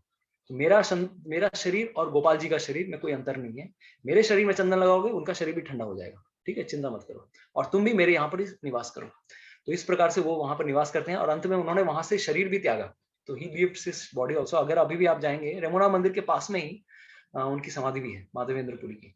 तो such an important acharya for our sampradaya, कल्प वृक्षा इन द स्पिरिचुअल वर्ल्ड। तो ये माधवेंद्रपुरी की ये है। और 21 दिनों तक ये जो गर्मी का जो पीक सीजन है, तब तक ये चंदन लगाने का ये चलता है। अब भारत के हर मंदिर, मेजर मंदिर में चंदन लगाते हैं। तो आप लोग भी क्या कर सकते हैं, हर दिन घर पे भगवान श्री चरणों पे थोड़ा चंदन लगाइए, या फिर तुलसी को चंदन के साथ भगवान को अर्पण कीजिए, ताकि भगवान को थोड़ी ठंडक महसूस हो सके, ठीक है। तो ये हम लोग भी घर पे रह के हम लोग ये सब कार्य कर सकते हैं। तो ये 21 दिन की चंदन, और इसी दिन महाभारत की रचना की। हमने बताया था कि किस प्रकार से गणेश जी को उन्होंने चूज किया। 3 साल तक, अक्षय तृतीया का तिथि तो चूज किया, 3 साल तक उन्होंने ये ग्रंथ लिखा। It lasted for 3 years। और सरस्वती नदी किस प्रकार से हमने बताया था कि किस प्रकार से ओझल होती है इस जगत में, क्योंकि सरस्वती नदी की आवाज आ रही थी। व्यासदेव गणेश जी को बोल रहे थे, बीच में सरस्वती देवी की आवाज आ रही है, सरस्वती को चुप करने के लिए कहा, सरस्वती चुप नहीं हुई। तो उन्होंने बोला ठीक है, तुम आज से अंडरग्राउंड हो जाओगी। उसके बाद से उस स्थान में, अभी भी अगर बद्रीनाथ में जाएंगे, उस स्थान के बाद सरस्वती नदी ओझल हो गई है and she goes underground. And उनकी 2 प्रवाह है, एक प्रवाह जाती है ठीक सोमनाथ के पास तक। तो उनकी पूर्वी डिवीजन है, एक पश्चिमी डिवीजन है। पूर्वी डिवीजन जाती है इलाहाबाद तक, पश्चिमी डिवीजन जाती है सोमनाथ तक। सोमनाथ में भी अंडरग्राउंड होके सरस्वती हो गई। और इसी डिवीजन में हड़प्पा संस्कृति और ये सब संस्कृति की थी। रातों रात जब ये सब ओझल हुआ, और हम लोग सोचते हैं कि अरे भाई ये सारी सभ्यताएं कहाँ गई, क्योंकि सरस्वती नदी ओझल हो गई, इसीलिए ये सब हड़प्पा संस्कृति है, ये आप लोग आर्यन इन्वेजन थ्योरी, ये सब जो हम लोग सीख रहे हैं, ये सब उसका नतीजा है। Actually it was actually the bed of river Saraswati. और सब चूंकि सरस्वती नदी चली गई, तो बाकी लोग दूसरे नदियों के पास में अपना एडजस्टमेंट कर लेते हैं। चिनाब, झेलम, ये सब नदियों के पास चले जाते हैं, वो अपना निवास स्थान छोड़ देते हैं। तो इसीलिए सारी जो हड़प्पा संस्कृति के सारे जो घर हैं, सब कुछ एग्जैक्टली एक जैसे हैं, क्योंकि उन्होंने घर त्याग दिया था। तो ये अभी हमारे सारे लोगों को तो पता नहीं है, इतने सारे थ्योरीज बनाते हैं, आर्यन इन्वेशन थ्योरी, ये सारी theory, but this is the actual thing. और कोंकण रीजन, हमने गोवा से केरला, ये सारे क्षेत्र तो बताइए ऑलरेडी। तो this is the entire thing. तो हाँ, एक और चीज है, कल से 21 दिनों तक भगवान श्री जगन्नाथ जी के जो विजय मूर्तियां हैं, तो अभी अगर आप जाएंगे तो भगवान जी के, जगन्नाथ जी के जो विजय मूर्ति है, जिसका नाम है मदन मोहन, ठीक है। हर मंदिर में एक विजय मूर्ति होती है, एक रेप्लिका होती है, रिप्रेजेंटेटिव डिटी होती है। जगन्नाथ जी को तो बाहर स्नान करवाने नहीं लेके जा सकते, राइट। तो इसीलिए एक विजय मूर्ति होती है जिसका नाम है Madan Mohan ji, that represents Lord Krishna. और उनकी 2 पत्नियां हैं, भूदेवी, श्रीदेवी। और साथ ही साथ कृष्ण बलराम के भी एक रिप्रेजेंटेटिव हैं, जिनका नाम आता है राम गोविंद, ठीक है। तो ये जो 2 डेटीज हैं, और साथ ही साथ राम गोविंद, श्रीदेवी, भूदेवी, इनको वो एक पालकी में लेके जाते हैं। और 5 महादेव हैं, JKLMN, जमेश्वर, कपाल मोचन, लोकनाथ, मार्कंडेश्वर एंड नीलकंठेश्वर। ये 5 शिवलिंग हैं, उनके भी रिप्रेजेंटेटिव शिवलिंग हैं, उनको भी लेके जाया जाता है नरेंद्र सरोवर तक।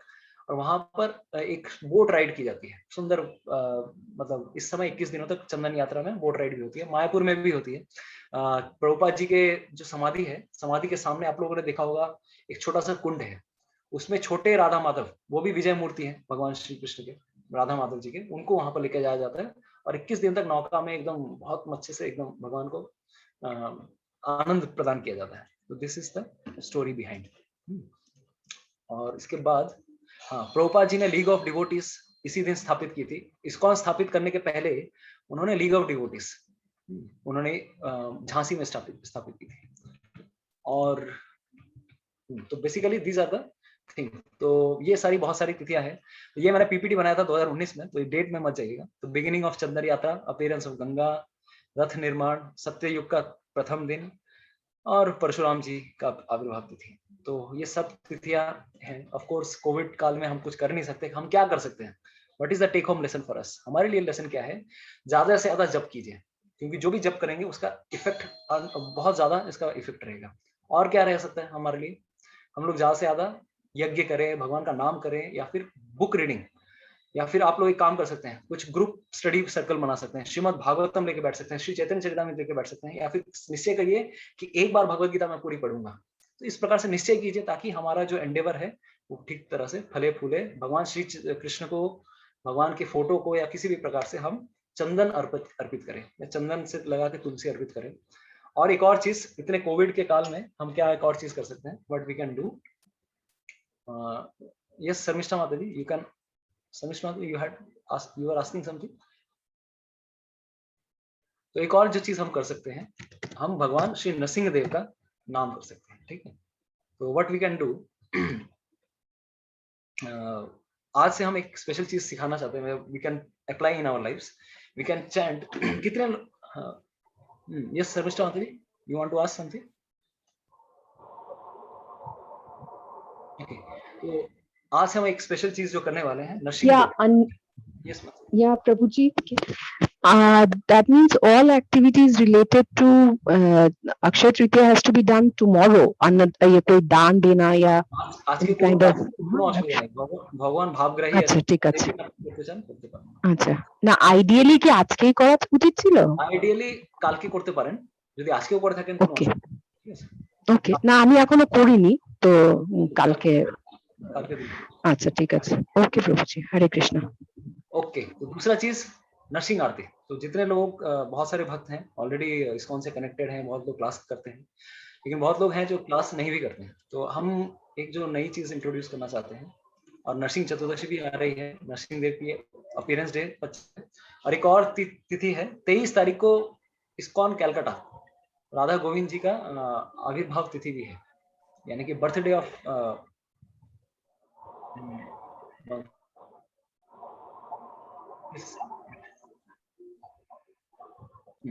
तो 23 तारीख को 23rd of May, 23rd of May is the birthday of Radha Govind ji. 50 साल पूर्व श्री प्रभुपाद जी ने राधा गोविंद जी को यहाँ पे एस्टेब्लिश किया था, और उसके एक साल बाद जगन्नाथ बलदेव सुभद्रा मारनी आए थे। तो इस साल का जो रथ यात्रा था, दैट वाज आल्सो 50th रथ यात्रा, और राधा गोविंद जी का बर्थडे भी था 23rd को जो आने वाला है, that is also 50th। But unfortunately हम लोग मना नहीं पा रहे हैं बड़े तरीके से, कोविड का समय भी है, तो what we can do, but anyways mentally we can at least welcome them। और मे बी जब भी नेक्स्ट ईयर समय मिले हमें, तो हम शायद थोड़े ग्रैंड तरीके से next year 51st yatra will be there, तो we can make it something grand, right? हम आज जो कर सकते हैं, आप लोगों से मेरा निवेदन है, नरसिंह देव इज विघ्न विनाशक। हम उनकी अगर हर दिन आराधना करें, every day dedicate some time for Narasimha aarti, ठीक है? तो नरसिंह आरती से हम, नरसिंह देव से हम प्रार्थना करें अपने स्वजनों के लिए, अपने परिवार के लिए, ताकि वो हमें रक्षा करें, ठीक है? तो this is the entire Narasimha aarti. And इसका भी एक धुन है, उस धुन अगर आप लोगों को याद रहे, that will be very best. Narasimha Dev is Vighna Vinashak, he protects us from all kinds of evil elements, bhoot pishach, bad planets, for all this, from all this things. तो नमस्ते नरसिम्हाय प्रहलाद आह्लाद दायिने। मैं नरसिंह देव को प्रार्थना करता हूँ जो प्रहलाद को आह्लाद देने के लिए, आनंद देने के लिए अवतरित हुए। हिरण्यकशिपु वक्षः, हिरण्यकशिपु के जो वक्ष स्थल है, उन्होंने, वक्ष स्थल है, पेट है, सर्जरी कर दी उन्होंने, शिला टंक नखाले है। तो and his nails are like of that of shila, उनके नख इस प्रकार से है।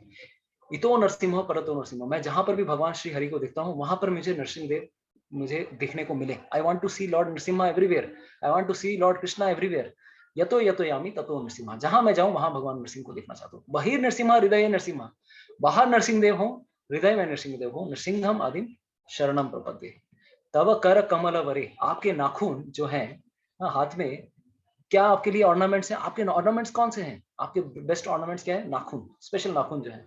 अद्भुत श्रृंगम दलित हिरण्यकशिपु तनुभृंगम, आपने एक ततैये को, जैसे कोई अगर मान लीजिए किस प्रकार से हम लोग ततैये का ये कर देते हैं ना, ततैया, तनुभृंगम, भृंगा का मतलब है ततैया या फिर बोलता, আমরা বাংলায় বলি না बोलता, तो बोलता के যেভাবে কেউ बहुत ये করে মেরে দেয় বা ওকে আমরা নলিফাই করি, সিমিলারলি ভগবান নৃসিংহদেব কি করেছেন, इस प्रकार के असुर कौन थे? दिस वास्प लाइक डीमन, ततैये के समान इस प्रकार का जो विशैला असुर था हिरण्यकशिपु, उसको उन्होंने क्या किया? उसको भगवान ने वध किया। तो नेक्स्ट, केशव धृता नरहरि रूपा जय जगदीश हरि, तो भगवान श्री कृष्ण ने ही नरहरि का रूप लिया है, ऐसे भगवान को मैं प्रार्थना करता हूँ। तो ये जो स्तुतियां हैं, जो पहला जो ये स्थिति है, नमस्ते नरसिम्हाय प्रहलाद लाददायिने, ये सब जो कुछ श्लोक हैं, भगवान श्री चैतन्य महाप्रभु ने जब पहली बार जगन्नाथपुरी में नरसिंह देव को, वहां पे एक आदि नरसिंह देव भी हैं, जगन्नाथ जी से पहले वो नरसिंह देव गुंडीचा मंदिर के ठीक पीछे एक नरसिंह देव है, उनको जब पहली बार उन्होंने दर्शन किया था, तब ये कुछ स्तोत्र है उन्होंने वो गाए थे, और साथ ही साथ इसी स्तोत्र में जयदेव गोस्वामी के एक श्लोक भी है, केशवधृता नरहरि रूपा जय जगदीश हरे।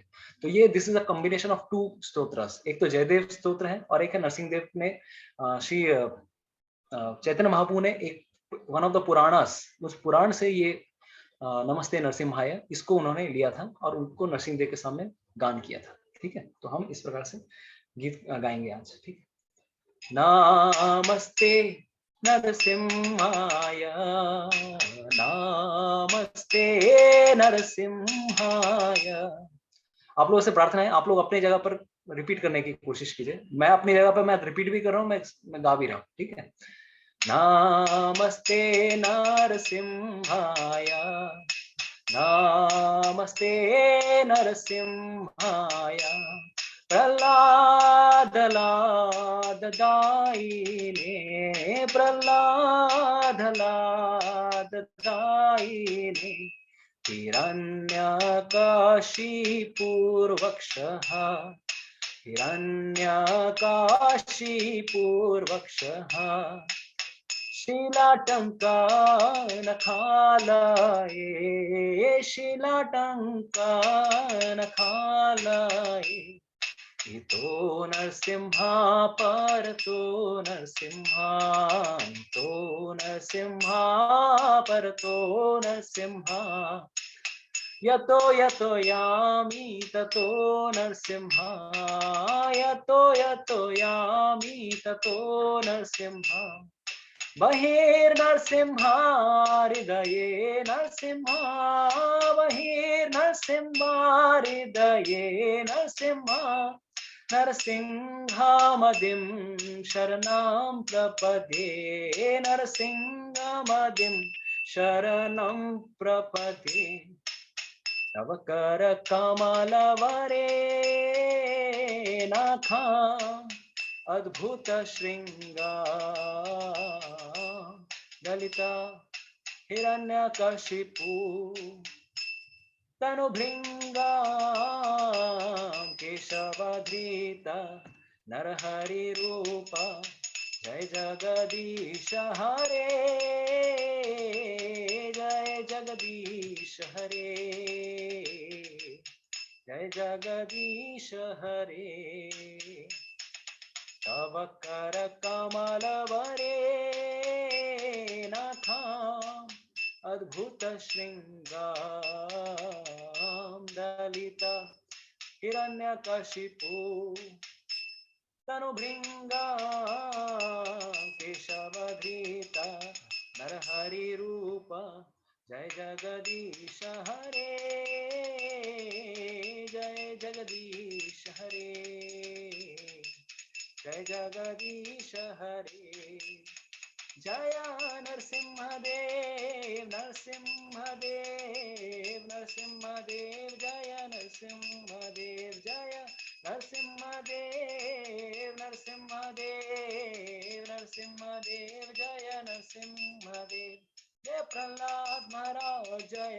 प्रहलाद महाराज, प्रहलाद महाराज, जय प्रहलाद महाराज, जय प्रहलाद महाराज, प्रहलाद महाराज, प्रहलाद महाराज, जय प्रहलाद महाराज, जय जय प्रभुपाद, प्रभुपाद, प्रभुपाद, जय जय प्रभुपाद, जय जय गुरुदेव, गुरुदेव, गुरुदेव, जय जय गुरुदेव। जय भक्ति विघ्न विनाशक श्री लक्ष्मीपति नरसिंहदेव भगवान की जय, भक्त शिरोमणि प्रहलाद महाराज की जय, जय गौर प्रेमानंदे, हरि हरि बोल। And what you can do, हमने पहले भी एक बार बताया था कि आप लोग जब भी ऑल्टर अगर बनाएंगे तो पहले हमने ऑलरेडी डिस्कस किया what is the format of making altar. जब भी हम सिंहासन बनाते हैं तो पहले फर्स्ट लेवल में गुरु परंपरा, राइट, तो गुरु परंपरा एकदम नीचे। नेक्स्ट इज पंचतत्व ऑन द नेक्स्ट लेवल, उसी लेवल पे श्री नरसिम्हदेव, एंड देन राधा गोविंद या फिर जगन्नाथ बलदेव सुभद्रा, जो भी आपके वर्शिपेबल डेटीज हैं। तो इस प्रकार से ऑल्टर होना चाहिए। अगर नहीं भी है कोई बात नहीं, नरसिंह देव को आप मानसिक रूप से भी पूजा कर सकते हैं, या फिर अगर फोटो है सिर्फ नरसिंह देव की पूजा कीजिए। Every day we can pray to Narasimhadev and we can chant this Narasimha dev voice, Narasimha dev prayer, right. इस प्रकार से हम प्रार्थना कर सकते हैं। तो आज हम इस प्रकार से प्रार्थना करेंगे। और एक और चीज भी है, अभी भी अगर आप जाएंगे एक स्थान आता है जिसका नाम है in the south India, what is that place, Simhachalam. तो सिंहाचलम में कल के दिन या आज ही शायद हो, अगर वो आज मना रहे हैं तो आज ही के दिन वहां पे सिंहाचलम में एक नरसिम्हदेव का विग्रह है, which is the combined form of both Varahadev as well as Narasimhadev. तो ये दोनों रूप का कंबाइंड फॉर्म रिवील होता है अक्षय तृतीया के दिन। पूरा साल भर वो चंदन में ये रहते हैं, लेकिन इस दिन उनके दिन ठीक उल्टा है, क्योंकि वो इतना उग्र रूप है। वो उसके पीछे भी एक कहानी ये है कि प्रहलाद महाराज ने एक बार नरसिंह देव से प्रार्थना की, भगवान आपका जो मैंने वराहदेव वाला रूप है, जिस रूप में आपने हिरण्याक्ष का वध किया था, वो रूप मैंने दर्शन नहीं कर पाया, तो उसका मैं दर्शन कैसे करूं।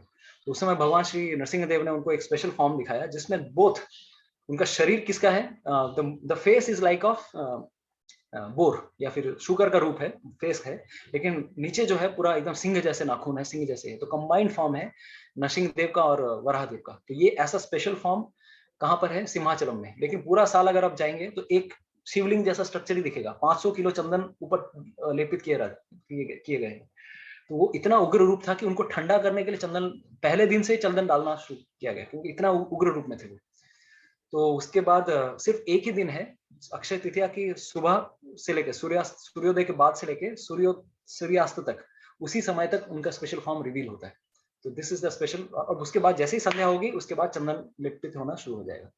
तो ये स्पेशल फॉर्म हम अगर जाएंगे सिंहाचलम में दर्शन करने को मिलेगी। ठीक है, तो thank you so much for being there. काफी लंबा सेशन चला हमारा, but it was worth it. Hopefully हमने बहुत कुछ जाना अक्षय तृतीया के बारे में, और कोशिश कीजिए जितना हो सके नाम जप जितना अगर ज्यादा कर सकें, और कुछ स्पेशल एंडेवर, कुछ स्पेशल वेंचर लीजिए। ये सोने जवाहरात हम लोग बहुत बार खरीदते हैं कि हाँ ये खरीदेंगे तो हमारे प्रॉपर्टी बढ़ेगी, ये बढ़ेगा, वो बढ़ेगा। These are material things. Spiritual things के बारे में हम सोच सकते हैं कि चलो कुछ आज से मैं श्रीमद् भगवद गीता चालू करूंगा, पूरा खत्म करूंगा, या प्रण करूंगा मैं इतने दिन में खत्म करूंगा, या फिर श्रीमद् भागवतम शुरू करूंगा, चैतन्य चैतन्य शुरू करूंगा। कुछ ना कुछ स्पेशल एंडेवर, स्पिरिचुअल एंडेवर्स आप भगवान से प्रार्थना कर सकते हैं, भगवान मेरे इस एंडेवर को सफल बनाए। ठीक है, हरे कृष्णा। श्रील प्रभुपाद की जय, समवेत भक्त वृंद की जय, निताई गौर प्रेमानंदे, हरि हरि बोल। Thank you so much. Akshaya Tritiya महामहोत्सव की जय, चंदन यात्रा महामहोत्सव की जय। Thank you so much. Hare Krishna.